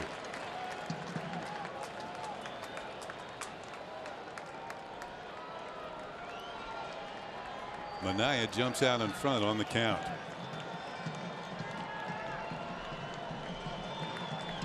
Beltran is hitting 4 consecutive games.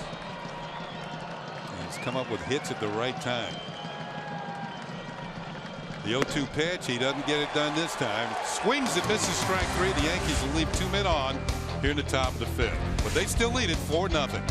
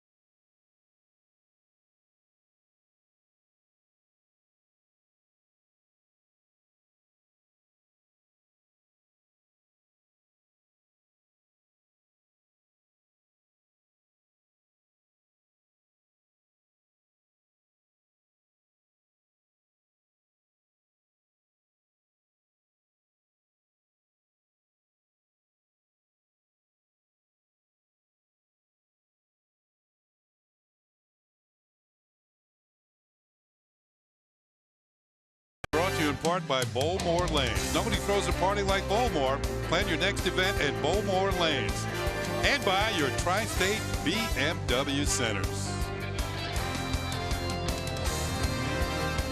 Powell Street in San Francisco. Here comes the cable car right at you. Jump on, turn around, head back the other way. Bottom of the fifth inning.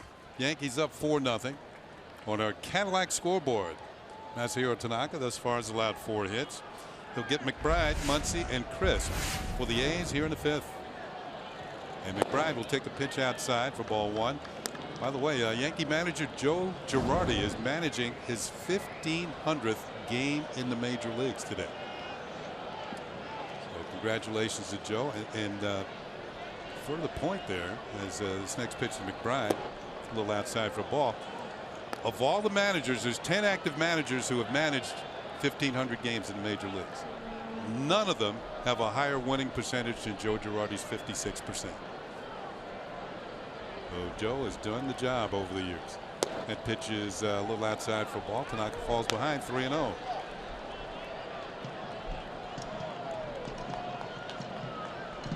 Joe played in 1,277 games as a player. 1,500 as a manager.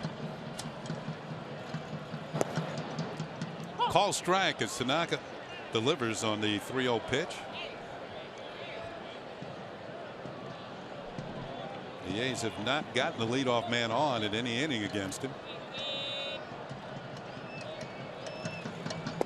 But they do here as McBride draws a walk. First one handed out by Tanaka this afternoon.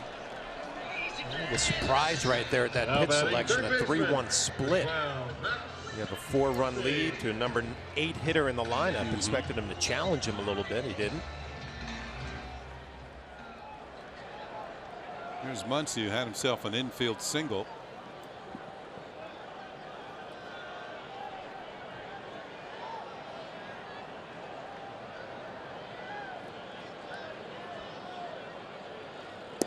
And Muncy takes a call strike. There have been 5 pitchers who've made at least 8 starts in the big leagues this year and have yet to take a loss. Tanaka's one of them, although his record stands at 1-0. The others are Chris Sale, who's 9-0, Steven Strasburg 7-0, Colby Lewis of the Texas Rangers 3-0, and Cole Hamels 4-0. Is Jake Arrieta in there somewhere? He hasn't lost a game, right? I don't think so. Colby Lewis coming back from some injuries. Arrieta is 8-0. I don't think you can be 8-0 in 7 starts. That pitch is in the dirt. Good stop by Austin Romine. Well, that was a tough one. The tough part is you're setting up away, expecting the split, and he yanks it down and in. Just try to backhand and pick it, able to come up with the play.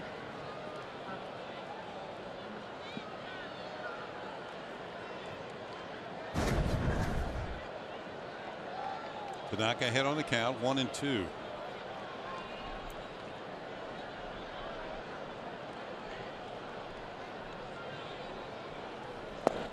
Backs him off the plate. The count levels at 2 balls and 2 strikes.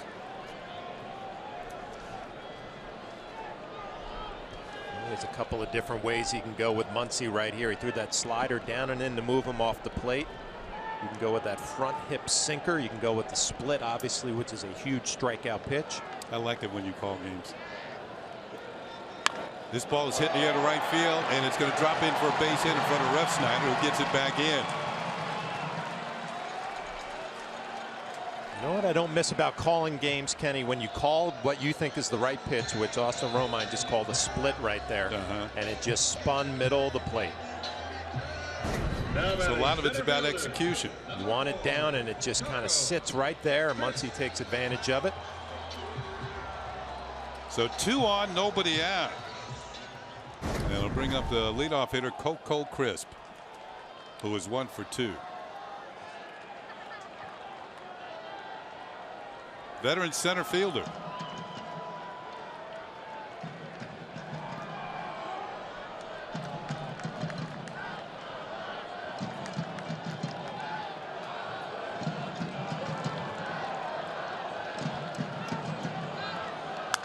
Bouncing ball to Teixeira. Let's see which way he goes. He goes to second for 1. No play at first.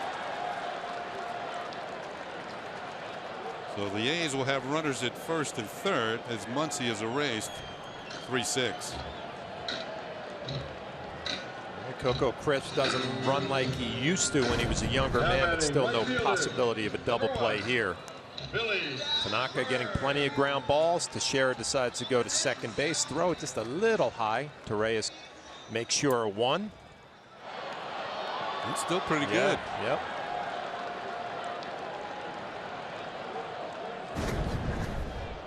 So here's Billy Burns. Had a bunt single. Got it by Tanaka in the 3rd inning. It was also grounded out to second. He's tough to double up.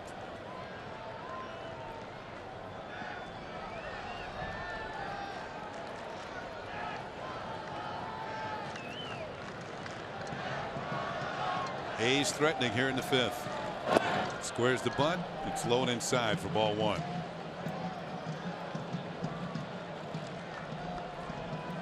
Well, it's a nice weapon to go to if you're Billy Burns. Been struggling a little bit at the plate lately. A bunt base hit in the 3rd inning. He squared around there, showing it. He is just 5 for his last 28. Hits better in night games as opposed to day games.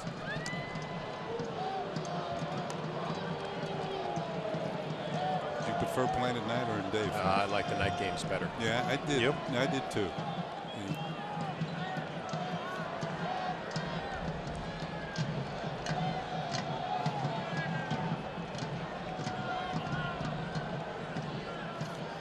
Pitch to Burns, and that is high for a ball.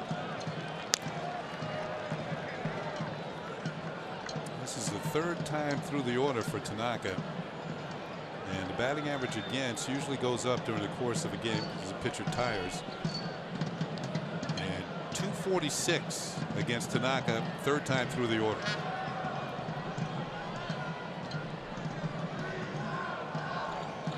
Swing and a miss. 2-1.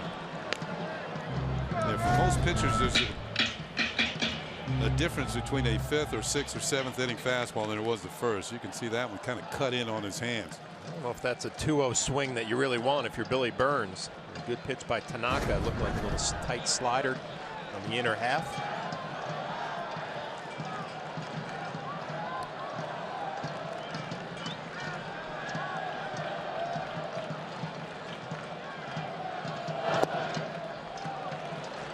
Three balls and a strike. Tanaka pitch away from loading the bases. He was able to get out of that jam back in the 3rd inning. There's Valencia on deck, and he was one of the hitters that he got out. He struck him out.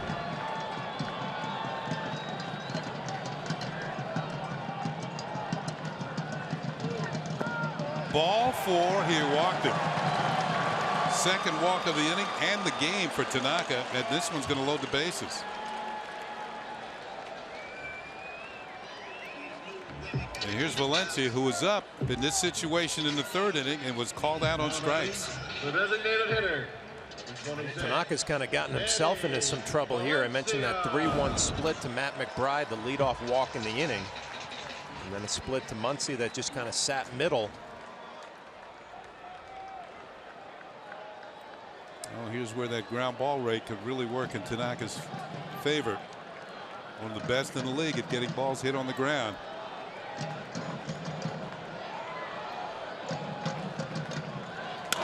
Ball is hit in the air. Center field. Coming on is Ellsbury. He makes the catch. He's going to throw home, but the run is going to score. McBride will score. The A's are on the board, and it's now a 4-1 game. Give Valencia a sacrifice fly and a run batted in. Well, if you're Tanaka, you'll take that right there. You trade the out for the run, trying to stay away from the big inning. Chris Davis. So now 2 outs and 2 on, and Chris Davis, who was grounded out twice, will come to the plate.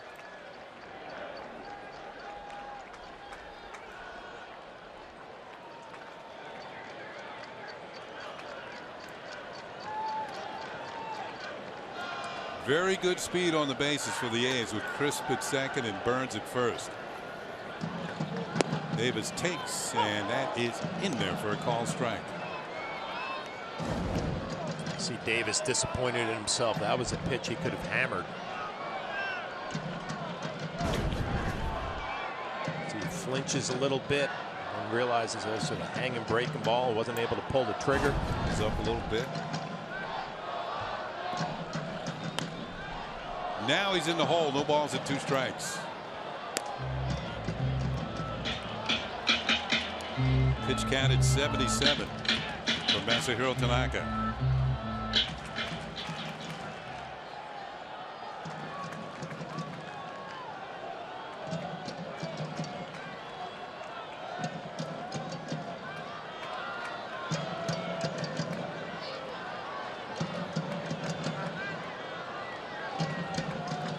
The 0-2 pitch popped up.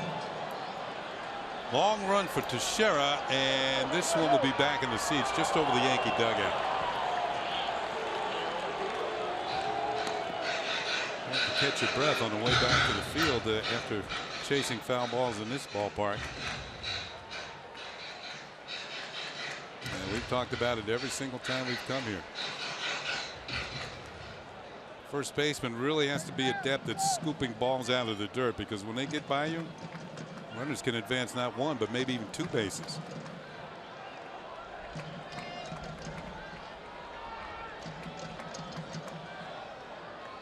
Tanaka well ahead on the count. No balls and 2 strikes. Let's see what he features here. Swing and a miss, strike 3. Chris Davis is out of there. The A's do get a run, but at the end of 5, it's 4-1 Yankees.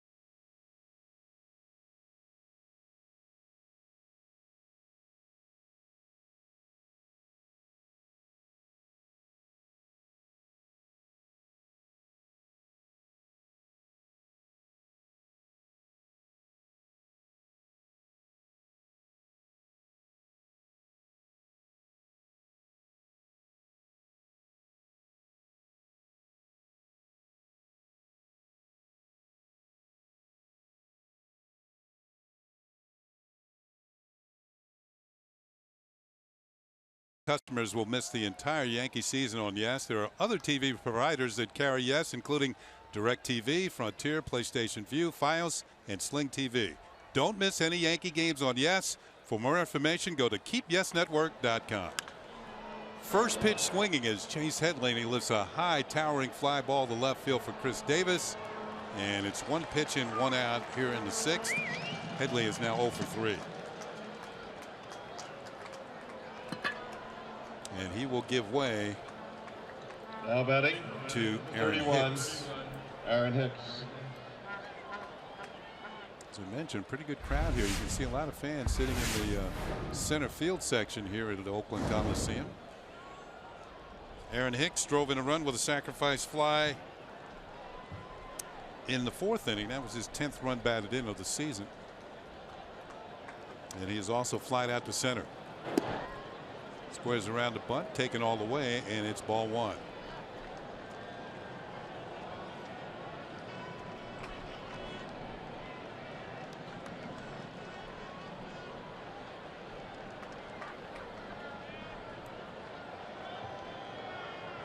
Anaya deals, and this is hit high in the air down the left field line over the A's bullpen, and that's a souvenir. And Hicks is going to need a new bat. Shaking his right hand. It'll sting a little bit. I think it was off the end of the bat.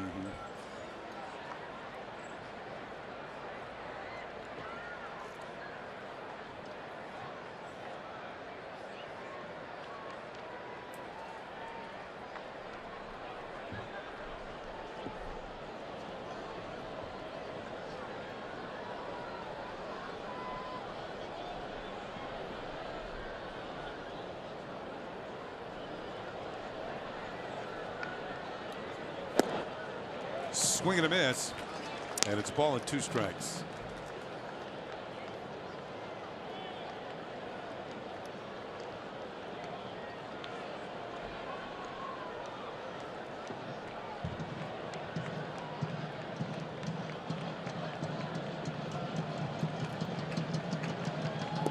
Hicks swings and misses. He's gone. Looked like the changeup got him. Anaya picks up his 4th strikeout, and it's 2 up and 2 down for the Yankees here in the 6th.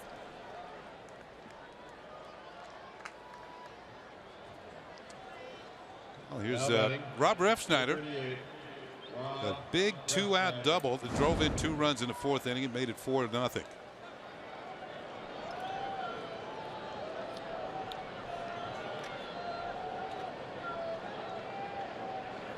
And he'll take a pitch inside for a ball. We always talk how the ball travels better during day games here in Oakland than it does at night. But you think back to Refsnyder's double, that ball traveled a long way, and it looked like it wasn't his best swing. Good backspin on it. Ball 2 inside as Anaya misses.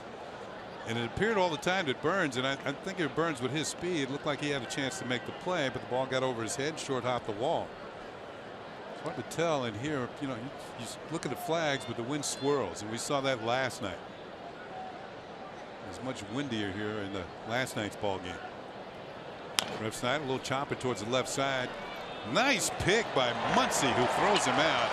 And the Yankees go quietly 1-2-3 here in the 6th inning. Glove work by Max Muncy. Played it to the max at 3rd. It's on to the bottom of the 6th. The Yankees leading 4-1.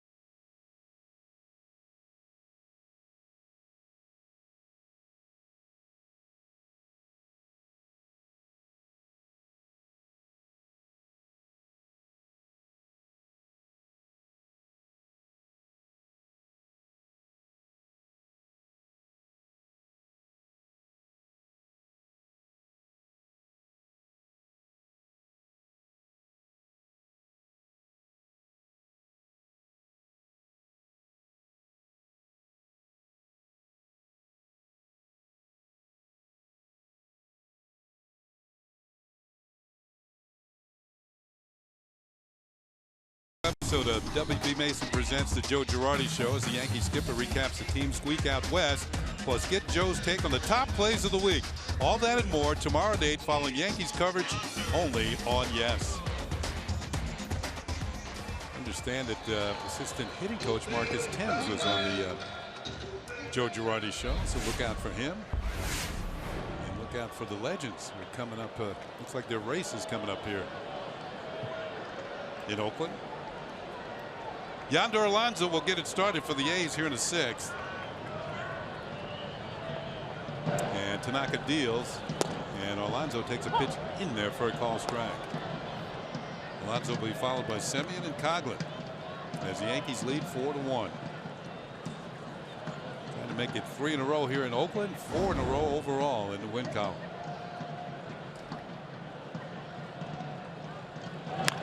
Ball is lined towards left field. Hicks is there and makes the catch. Second time that Alonso is lined out to Aaron Hicks in left field. Here's one out.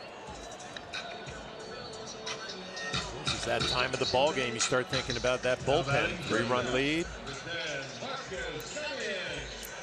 Dylan Betances just walked out there.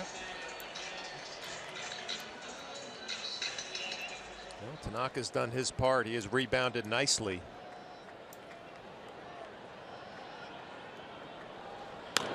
Ball hit in the air to right field.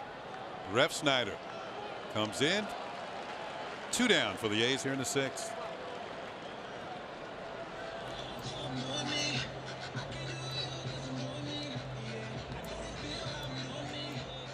Tanaka in his career has pitched very well against the Oakland A's. We told you he's 2-0.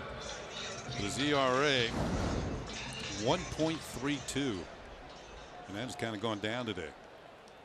Coming in, he had 13 2/3 innings, allowed just 2 runs to the Oakland A's. He's got 1 in 5 2/3 here today. Here's Coughlin.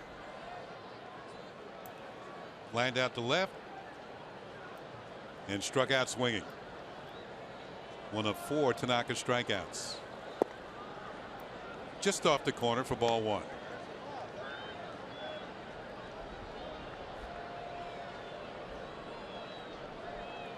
Tanaka trying to have his 4th 1-2-3 inning. Ball's hit on the ground, foul.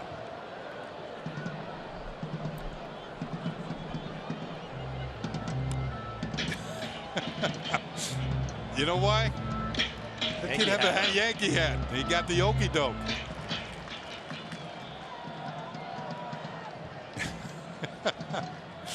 Yeah. Ball hit on the ground. Tanaka snares it. And it will be a 1-2-3 inning.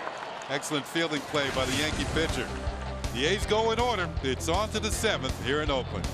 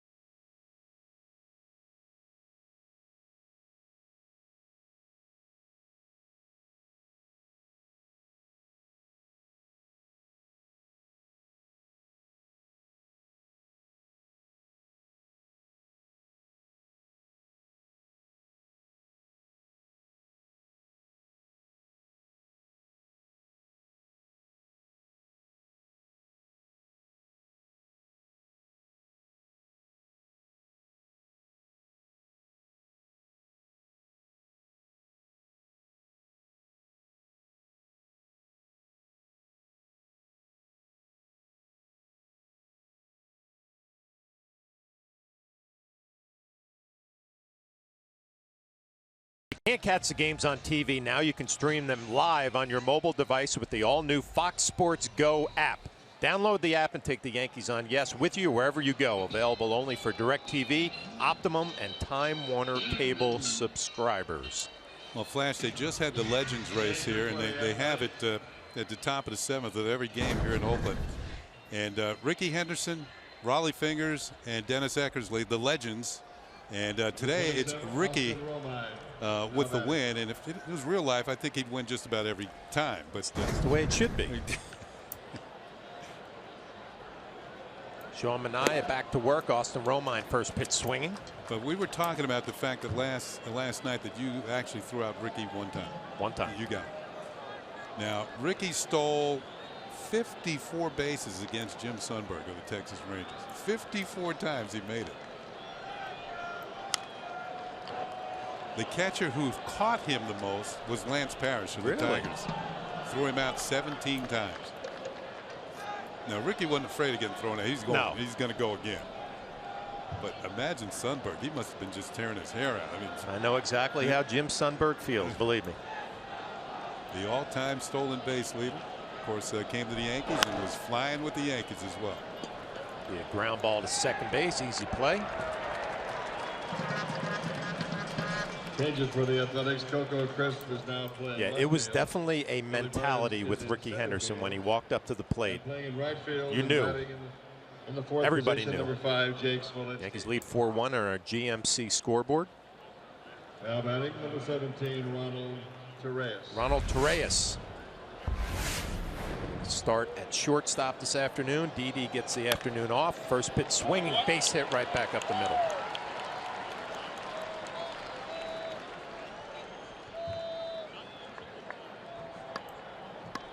Well, the A's have made some defensive changes. Smolinski in right field. Billy Burns moves to center. Coco Crisp number 22, shifts over to left field. We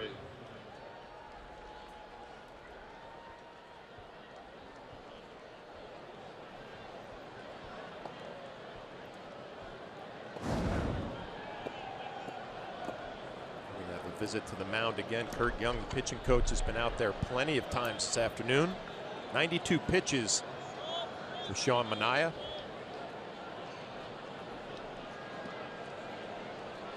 This copyrighted telecast is presented by the authority of the New York Yankees and may not be reproduced or retransmitted in any form, and the accounts and descriptions of this game may not be disseminated without the express written consent of the New York Yankees.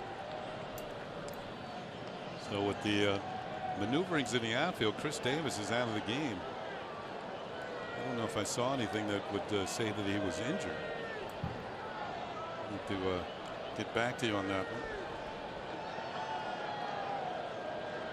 One down will be Jacoby Ellsbury, the lone lefty in the lineup for the Yankees against Manaea. First pitch swinging. Ellsbury's got a 6-game hitting streak on the line. He has reached today and scored. Drew a walk in the 4th. John Axford loose in the A's bullpen.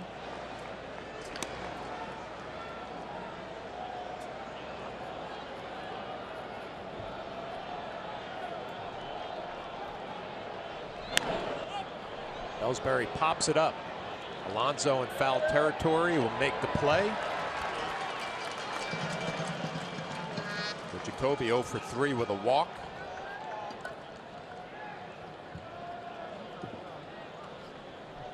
Number 14, Starlin Castro. Let's see what Bob Melvin, the manager of the A's, is thinking. Looks like he's going to stay in that dugout. Give Manaea the opportunity to try to finish off this 7th inning. Starlin Castro, a couple of hits, an infield hit. Base hit to right field his last time, 2 for 3.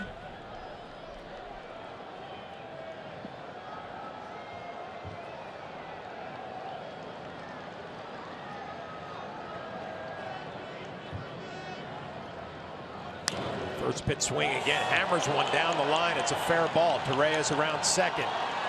To third, Joe Espada's going to wave him home. There will be no relay throw. So Starlin Castro, a big afternoon. 3 hits, now a double and a 2-out RBI, and the Yankees lead 5-1. Well, I love to watch Torreyes round the bases. We mentioned the triple that he had here last night. This is a rope down the left field line. Hit hard. Crisp will dig it out of the corner. But watch Torreyes from first base. With 2 outs, he is off and running with the crack in the bat, and here he comes. Rounded third and headed for home. Didn't need to slide, but maybe wanted to get his uniform dirty.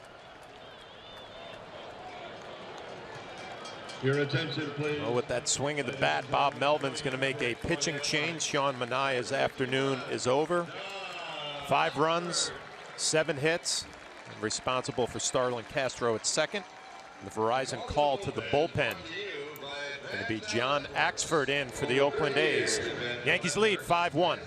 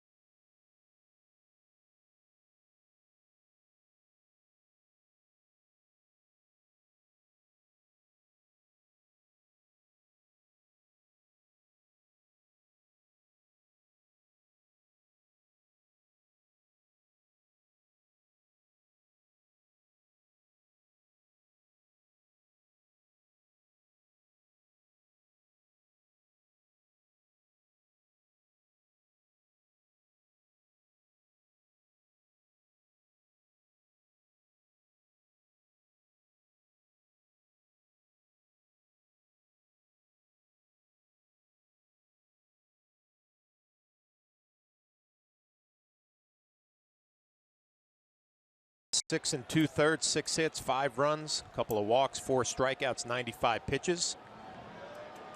Veteran John Axford takes over. With 2 down, he will face Mark Teixeira.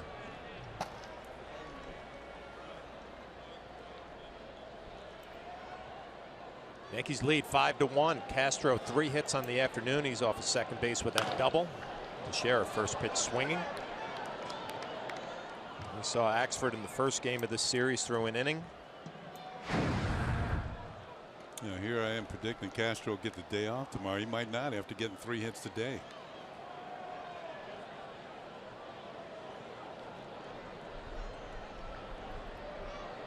The A's shifting on Mark Teixeira, still trying to find his swing.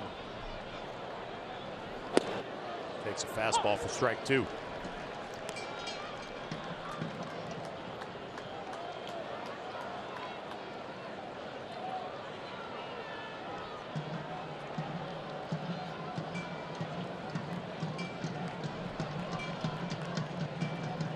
There's no action in the Yankee bullpen, so it looks like it's going to be Tanaka for the bottom half of the 7th. Good fastball from Axford, 97. Yeah, he's got closer stuff because he was a closer at one time. Big time, 46 saves for the Milwaukee Brewers in 2011. Nobody moving around in the bullpen for the Yankees as of yet.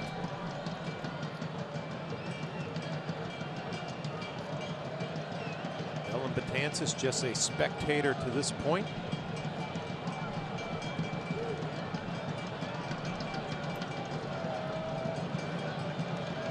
The 0-2.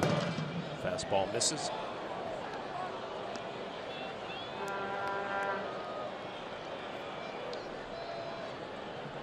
He's only 6 hits so far this afternoon, but it put 5 runs on the board.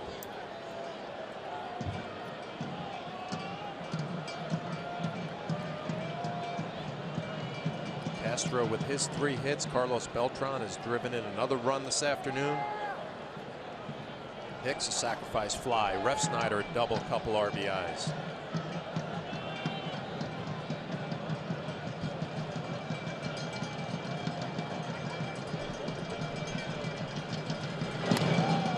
Check swing right back to the mound. Easy play for Axford.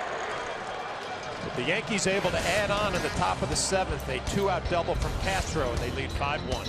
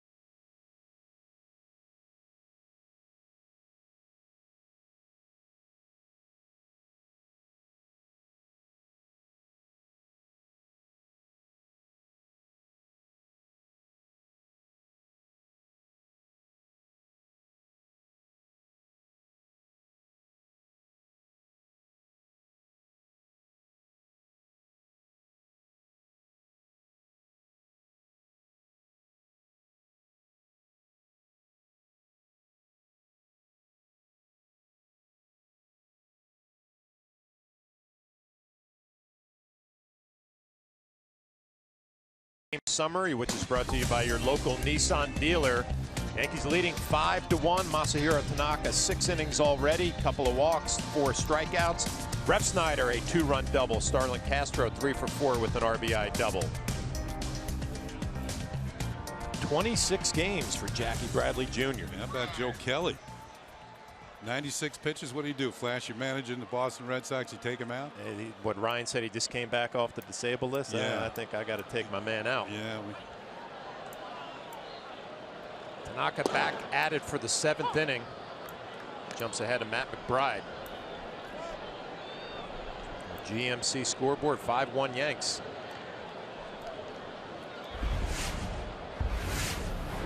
Good starting pitching in this series for the Yankees has continued.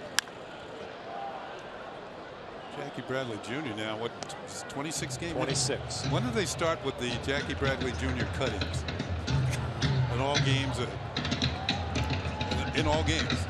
You know, when he comes up. It's about this time, isn't it? Yeah, about that. Yankees have made a change defensively in the outfield. Ground ball to third. Headley, nice play. Good throw, 1 down. Today's injury report is brought to you by Montefiore, doing more in state-of-the-art healthcare. And this is Jason Hayward last night in San Francisco. Crashes up against the wall. Not in the lineup today. Expected to miss 3 to 5 days with a bruised right side. I saw that play, Kenny. I was thinking more about his neck than I was his side. You can see him reaching it towards the belt buckle there. Next, Muncy, first pitch swinging, fly ball to center field. A couple of quick outs here for Tanaka in the 7th.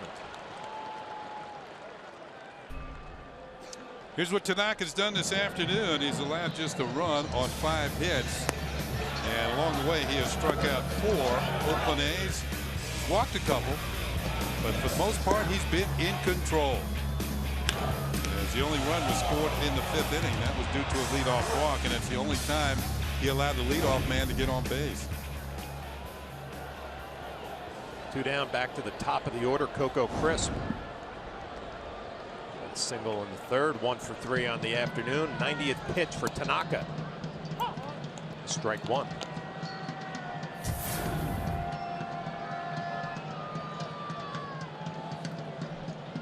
Five hits, couple of walks, 4 strikeouts.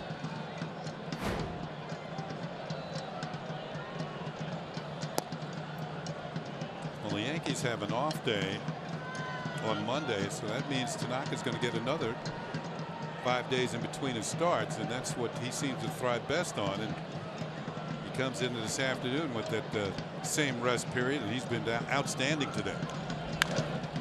Hit hard right at Teixeira, knocks it down, finishes the play. So an easy 1-2-3 inning for Tanaka.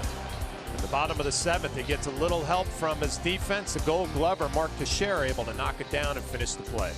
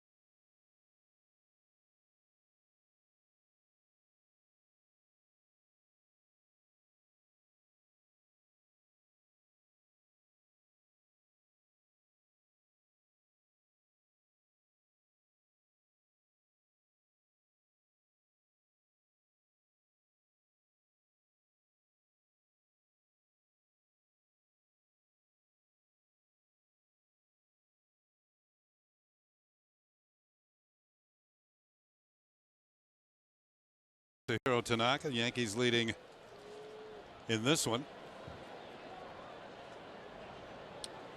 5-1 as Carlos Beltran will lead it off.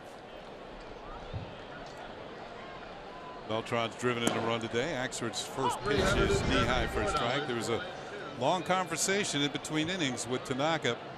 As we look down towards the Yankee bullpen, we see some action. So we might expect that this would be it for him. That pitch misses to Beltran. Carlos struck out twice, had a base hit. Scored a run and drove in a run in the 4th inning. Nick Goody is warming in the Yankee bullpen. Beltran, Headley, and Hicks for the Yankees here in the 8th. They lead it 5-1. There it is on our Hyundai scoreboard. This pitch is fouled off.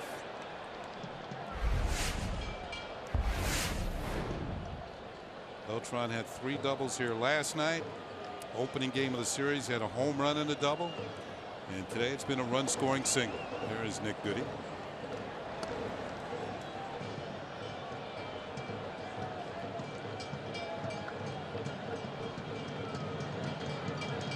Axford deals and it's fouled off. Fastball 97 miles an hour.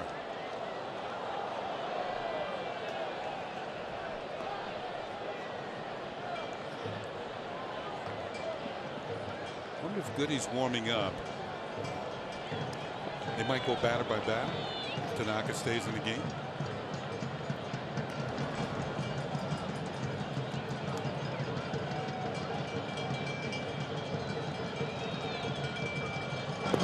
Low and inside.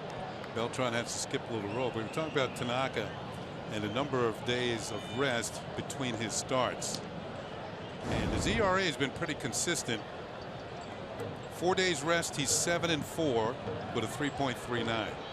5 days rest, he's 13-7 with a 3.10.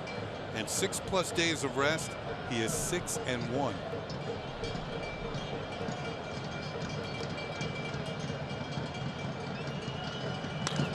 Beltran scoots one through the hole. The shift did not work that time as Beltran picks up another hit and his 3rd straight multi-hit game in this series. A leadoff single here in the 8th inning.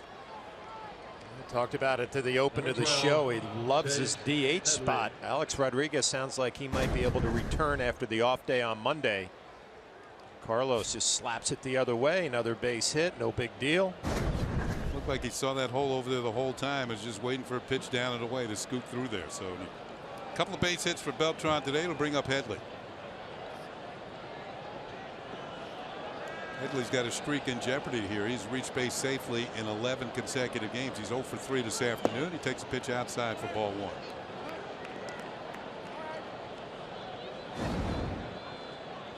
You think about the number 3 and 4 hitter in this lineup for the Yankees. Mark Teixeira can't buy a hit, struggling, going through a tough stretch. And then there's Carlos Beltran. Everything he hits seems to find a hole.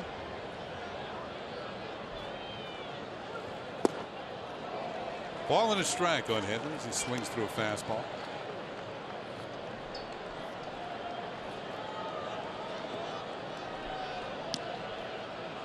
.1,469 runs batted in for Carlos Beltran.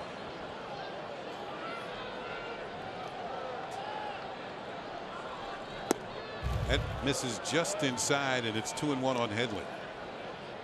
Of course, the 401 home runs. A lot of big time numbers there for a big time player.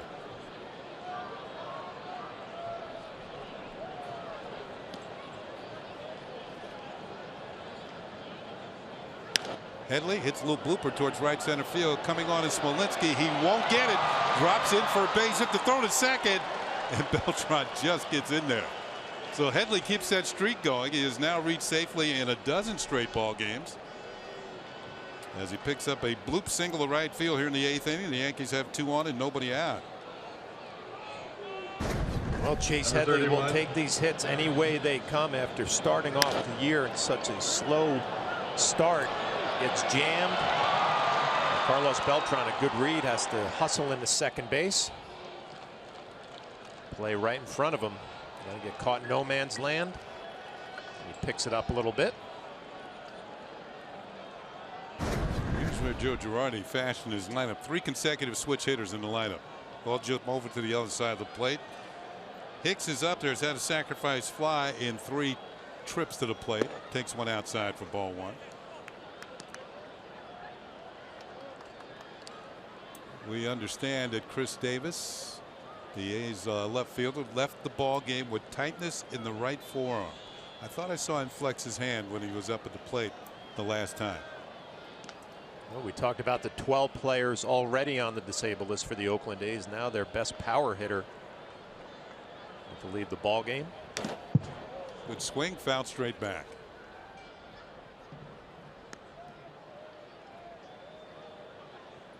Yankees looking for some insurance. There is Bob Melvin, who's been a fixture here in the dugout. This is his 4th season with the A's.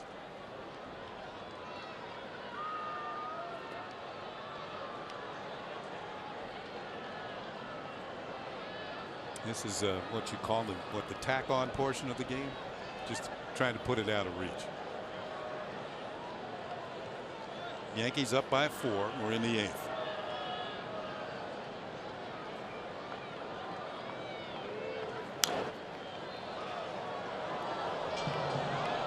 Another souvenir. Good swing by Hicks. He fouls it back.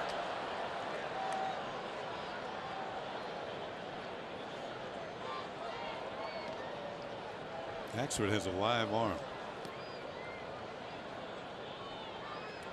Tanaka still in the dugout.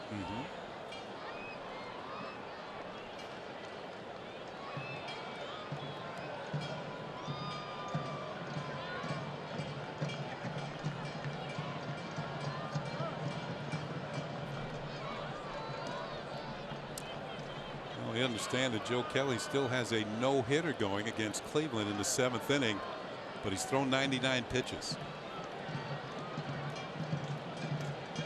That game, by the way, has been played at Fenway Park.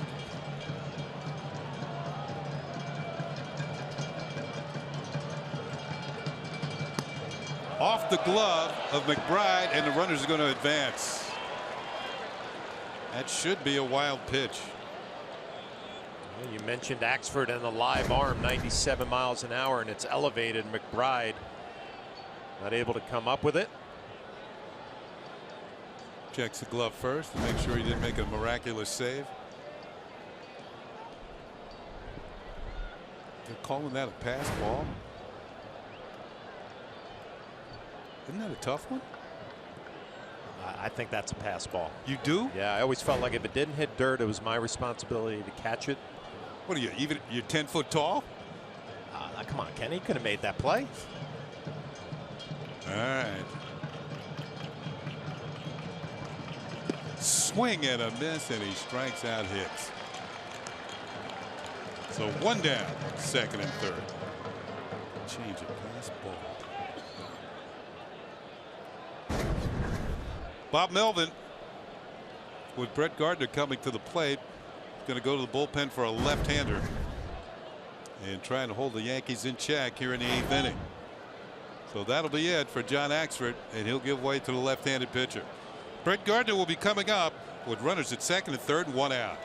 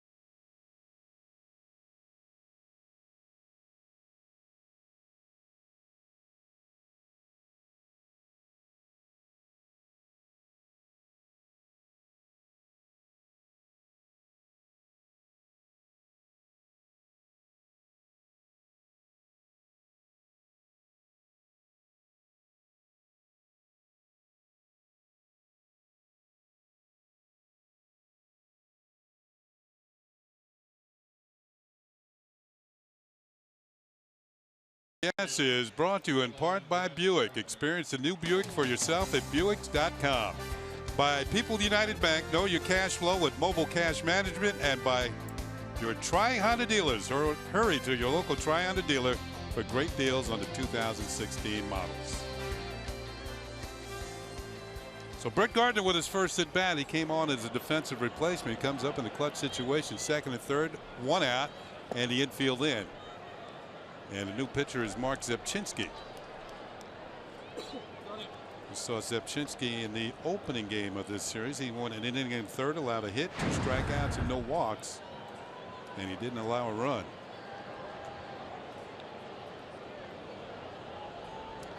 So Kelly's out of the game. Juan Uribe, a veteran player, rips a double, and that certainly makes John Farrell's day a little bit easier. Yeah, he can exhale now and say, okay.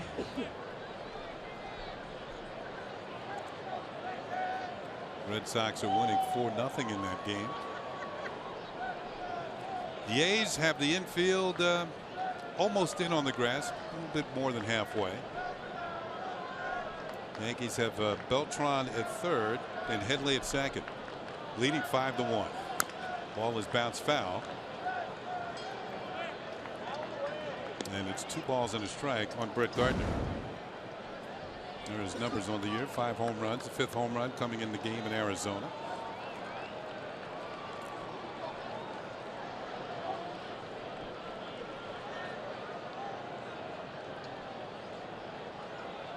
Looking to drive in a run here. That misses. 3 balls and a strike. Austin Romine is on deck.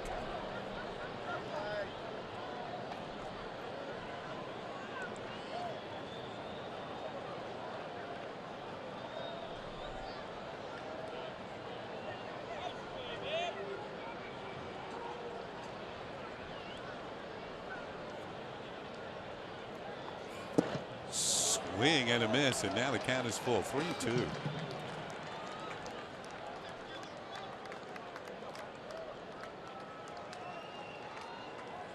Final game of the series will be played here tomorrow afternoon. Michael Pineda will get the start for the Yankees against Jesse Hahn, who will take the hill for the A's.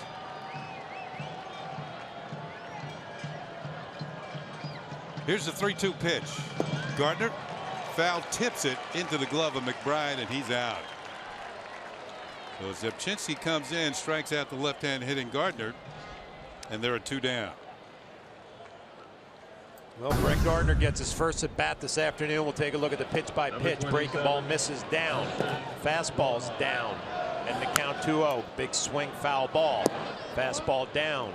Swings it probably a ball out of the strike zone there. And then finally the foul tip. McBride able to hold on. Romine's 0 for 3. And he takes one low and away for ball 1. This is the final pitch, the foul tip into the glove of McBride. See that good action down in the zone for Zepchinski. When he gets the ball down, has a lot of movement.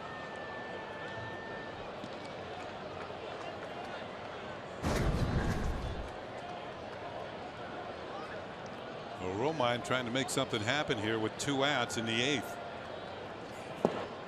And he swings through one, and it's a ball and a strike.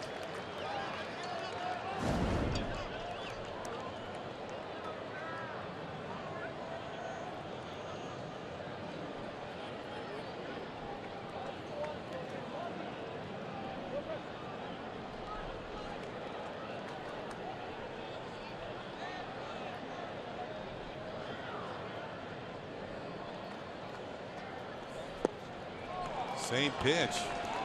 McGrath thought it was strike 3. Started walking off the field. You can laugh about it now. I'm sure he'll hear about it when he gets back in the dugout. Back-to-back changeups. A big swing by Romine. McBride says, I have it. I'm going to walk back to the dugout. Nobody's going with me. I better get back here.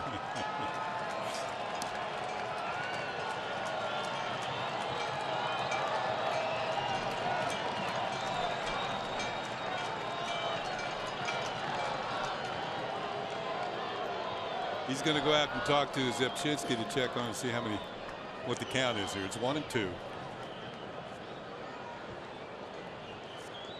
I'm sure that never happened to you, Flash. Not that I will admit.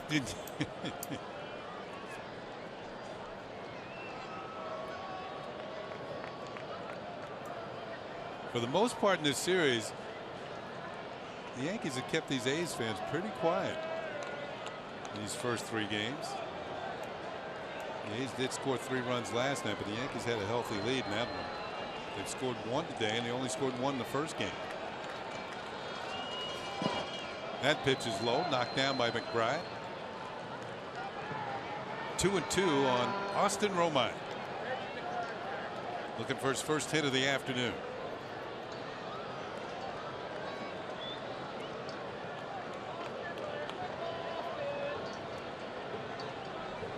Romine looking for his first hit, but this is a successful day so far for a backup catcher. Your #1 guy, Brian McCann, hasn't had to come in the game. Good job with Tanaka, the starter. Hit hard, and it's stopped by Alonso. He'll step on the bag. The Yankees will lead 2 runners. We're going to the bottom of the 8th inning here at the Oakland Coliseum with the Yankees leading by 4.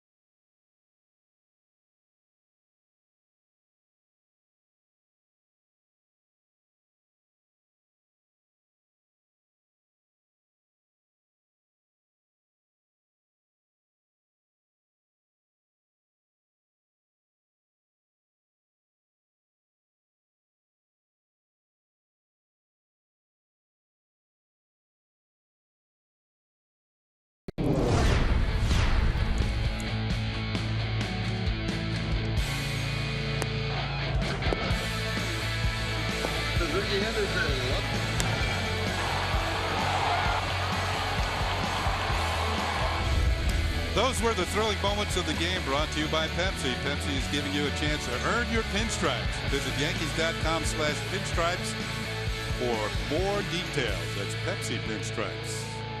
New pitcher for the Yankees will be Nick Goody, as Masahiro Tanaka worked 7 innings, 5 hits, 1 run, 2 walks, and 4 strikeouts. Now gives way to Goody. Those are the numbers on Nick.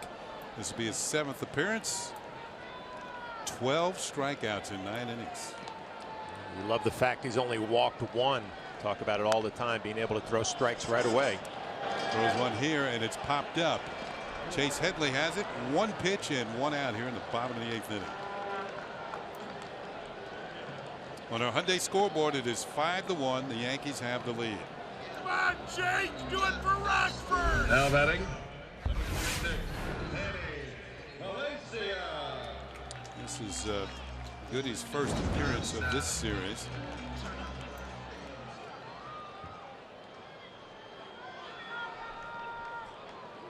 Here's Danny Valencia.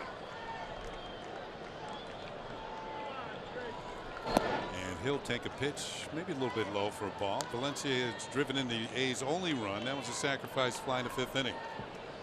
He's also lined out and struck out.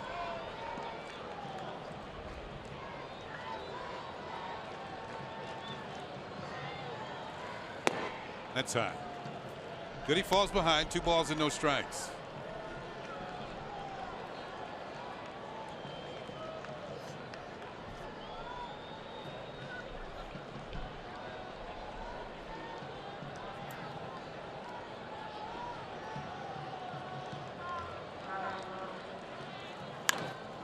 High fly ball to left field. Gardner drifting back. He's just in front of the warning track and puts it away for out number 2. Valencia just got underneath that one.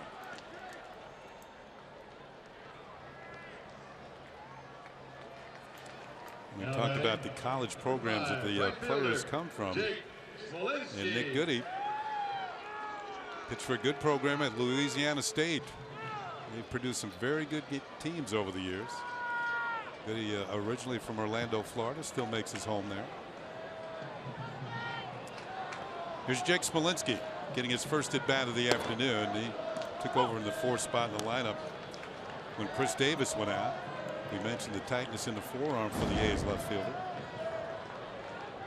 While Davis was in there, he was 0 for 3. Smolinski just called up the other day when Josh Reddick was injured. Pitches in the dirt. Ball and a strike on the A's right fielder.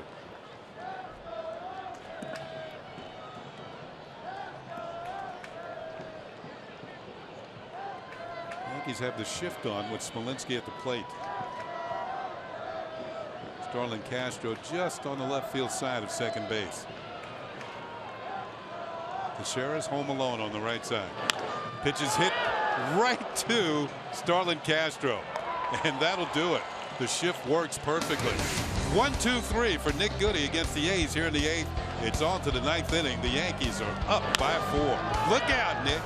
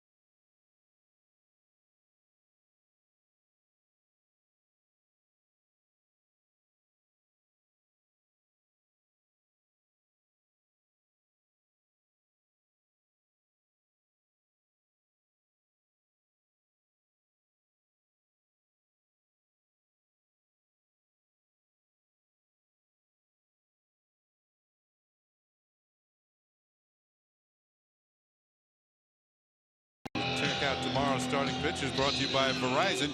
Join a better network because better matters. Michael Pineda gets the start for the Yankees, and we mentioned Jesse Hahn will be in there. He's 1-1, 3.38. And of course, coverage begins right here on Yes at 3 p.m. as the Yankees will close out their westward swing, first in Arizona, now here in Oakland. And Pineda will be on the hill for the Yankees.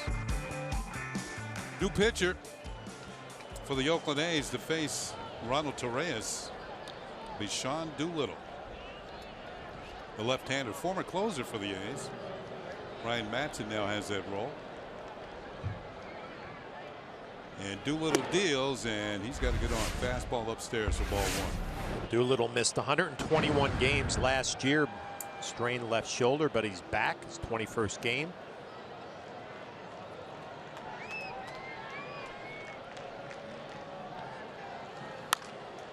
Pitch is fouled off by Torreyes. Ball and a strike. Now, much in the same way that Andrew Miller seemed to be nonplussed by turning over the closer's role to Aroldis Chapman when he arrived. Doolittle the same thing when the A's went to Madsen. That pitch misses inside for a ball. Reyes looking for a hit. He's his second hit of the game. He singled his last time and scored. He was on base when Castro ripped that double into the corner. Ball 3-1. Doolittle has an interesting setup on the mound. That's how he sticks his glove right underneath his chin.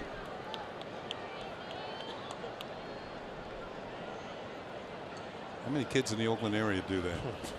That pitch is a called strike. Reyes is going to have to come back. Borderline high strike, maybe away. I'm telling you, he's not that tall.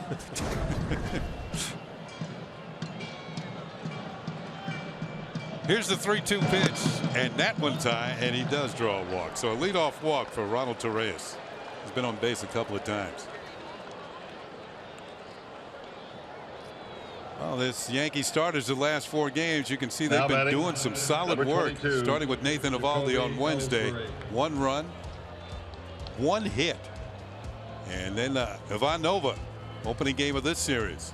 4 hits in 6 innings, 1 run. CC Sabathia, 8 strikeouts, 6 innings, 1 run. Tanaka, 5 hits, 1 run, 2 walks and 4 strikeouts. As Ellsbury will foul one just below us. So Pineda's going to have to try and hold up his end of the deal tomorrow. Well, Pineda, really the big problem has been hanging the sliders with 2 strikes, having a tough time finishing off at bats. You know, you don't want to be the weak link.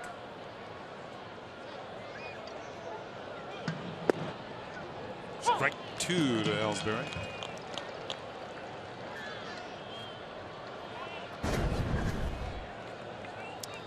Pineda throwing. A-Rod shadowing some pitches down there yesterday. Pineda's throw day. I talked to Larry Rothschild, the pitching coach, about it. He said, you know, in the bullpen he looks great. Bouncing ball to the left side. Muncy to Coghlan to Alonso. A 5-4-3 around the horn double play.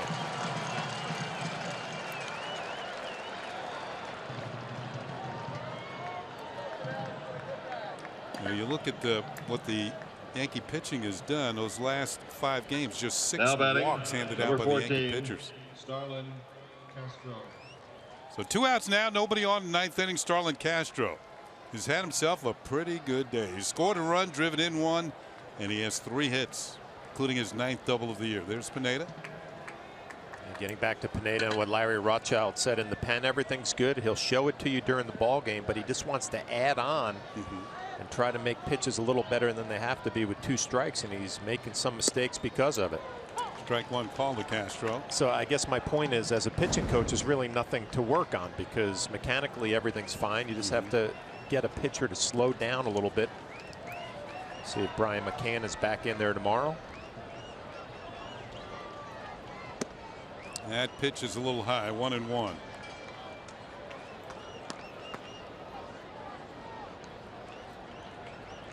Castro has already had 1 4-hit game this year. He's looking for a second one in this at bat.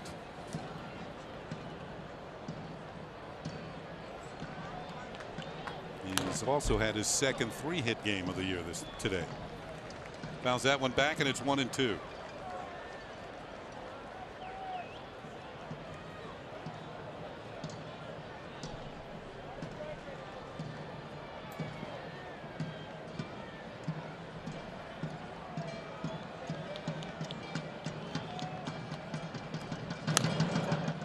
This boy has a pretty good fastball at 95 miles an hour. There's no secret with Sean Doolittle. He's coming right at you with that good fastball. He's not your soft throwing lefty.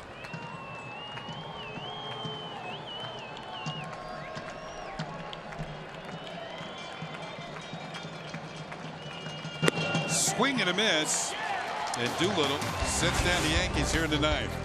A's last chance coming up. The Yankees lead by 4.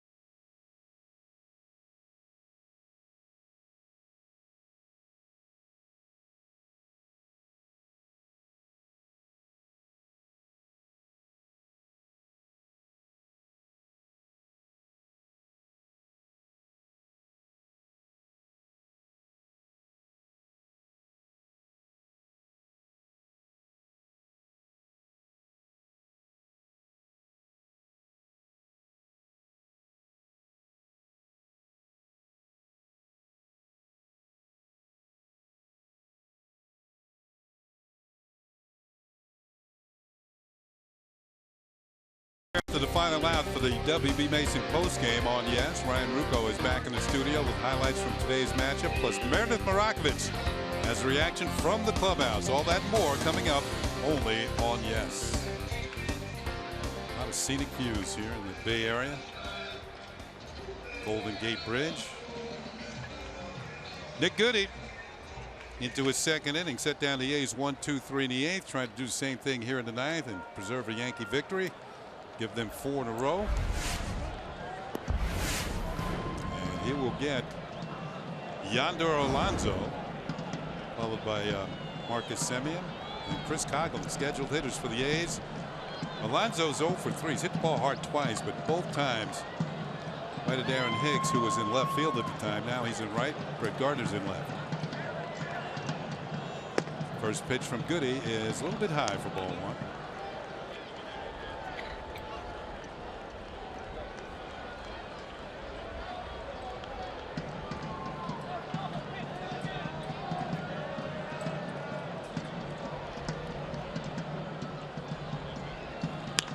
Ball is hit through the hole, and Alonso has a leadoff single here in the 8th inning. I was just thinking Alonso has had one of those games 0 for 3 coming into that at bat, but has hit the ball hard the other way a few times. Looks like the Yankee closer going to get up and start tossing. All this Chapman will take a few to the mid. Marcus Semien.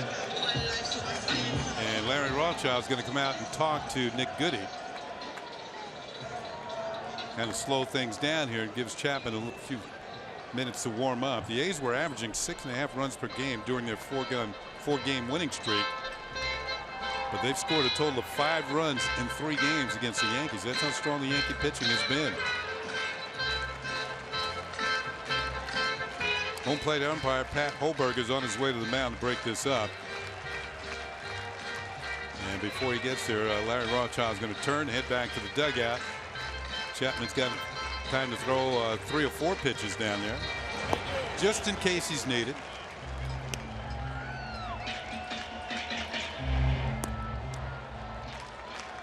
One on, nobody out, and Marcus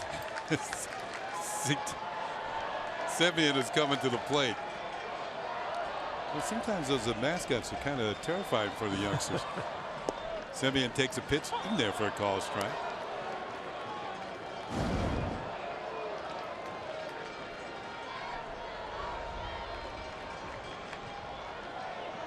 Yankee infield, a double play down.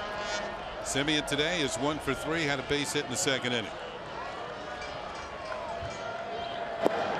That's a little bit low, and it's 1-1.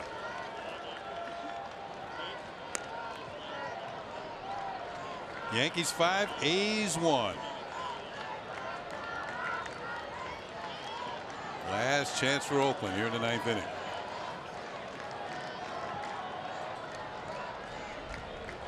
Swing, foul tipped into the glove of Austin Romine, and it's ball and 2 strikes on the A's shortstop.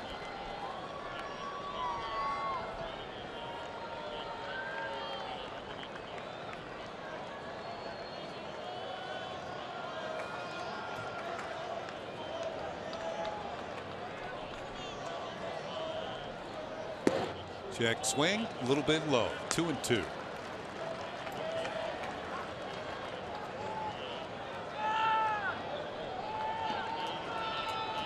Kenny, you've heard me every time we come out here talk about the bullpens and how tough it is, and ball gets by you. I can't imagine warming up Chapman, throwing about 100 down there. High in the air, left center field, fairly deep. Going back is Ellsbury. He has a beat on it, and he'll make the catch for the first out here in the 9th inning. Is that Roman Rodriguez catching it? Yeah, Roman. He's pretty strong out there. Yankee bullpen catcher. And we just did him a favor because he did let one get by. He did. I didn't see it. But we were nice enough not to show it on air, and the ball boy down in the bullpen ran and got it before we could expose Roman Rodriguez. In all honesty, that can't be easy, catching 100. You have the background of the crowd. Here's Chris Coghlan, the second baseman. And check swing. He fouls it off to the left over the A's dugout. Let's see what Coughlin has done today. He's flied out, struck out, grounded out.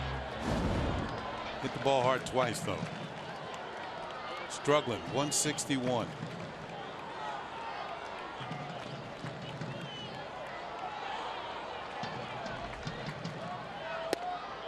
Strike 2.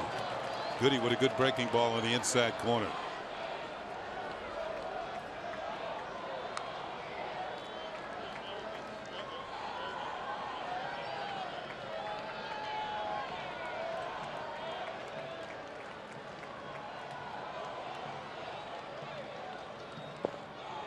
Tried it again. This time it missed.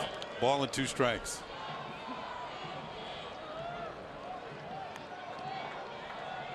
Flash, you got to be impressed by the way the Yankees have been playing these last few games out here, offensively and with the pitching. I think that's where it all starts, out on the mound, rotation, doing the job.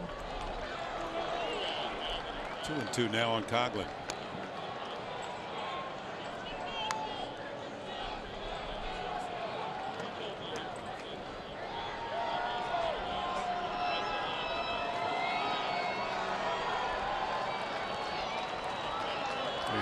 The chance of let's go Oakland, but they don't sound too enthused.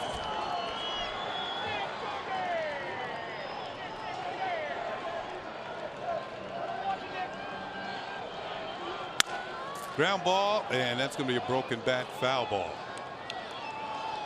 for Chris Coughlin. Oh, the Bat Boys are right on it here.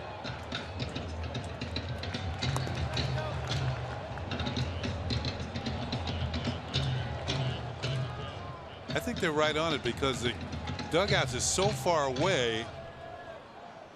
If you have to go all the way back, it's going to take a lot of time. So they do have to be on their toes here.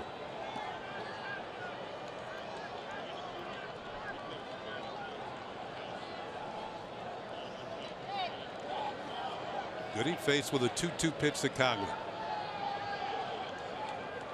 Ground ball, foul once again.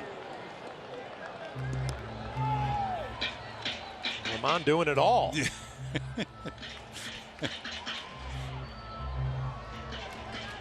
He's one of the good guys.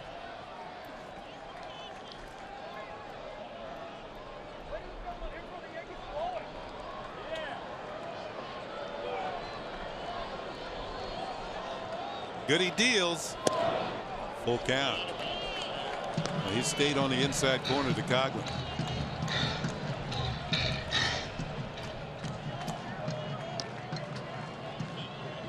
Teixeira playing behind the runner Alonso at first. With the left hand hitting Coughlin at the plate. Here's the 3-2 pitch. And it's popped up. It's going to drift into foul territory. Headley's there. Makes the catch, and the A's are down to their last out. And that was a 2-bat at bat for Chris Coughlin. Love the fact again that Goody comes out of the bullpen and you can rely on him to throw strikes. You have a 4-run lead, 3-2 fastball right down the middle. Let's see what you can do with it. And he couldn't do much. Here's Matt McBride, and he represents the last hopes for the A's. McBride has scored the A's only run. He had a leadoff walk in the 5th and came around to score on a sacrifice fly by Valencia. Other than that, he has struck out, grounded to 3rd. Alonso's going to move to 2nd on defensive indifference as that pitch is in there for a called strike.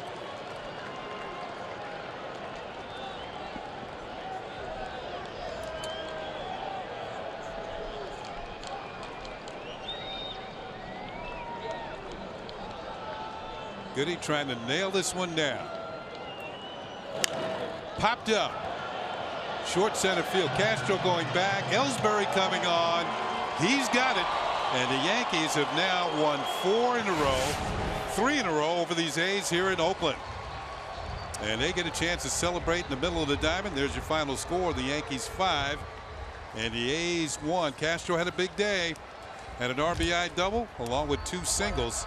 Nick Goody nails it down with good pitching. Allowed just 1 hit in the last 2 innings. And Tanaka will pick up the win his second of the year against no losses. The Yankees will come back here tomorrow. They have a chance for a sweep of the A's, a 4-game sweep. And in winning these first 3, they have evened up the series against the Oakland A's at 3 apiece. So the Yankees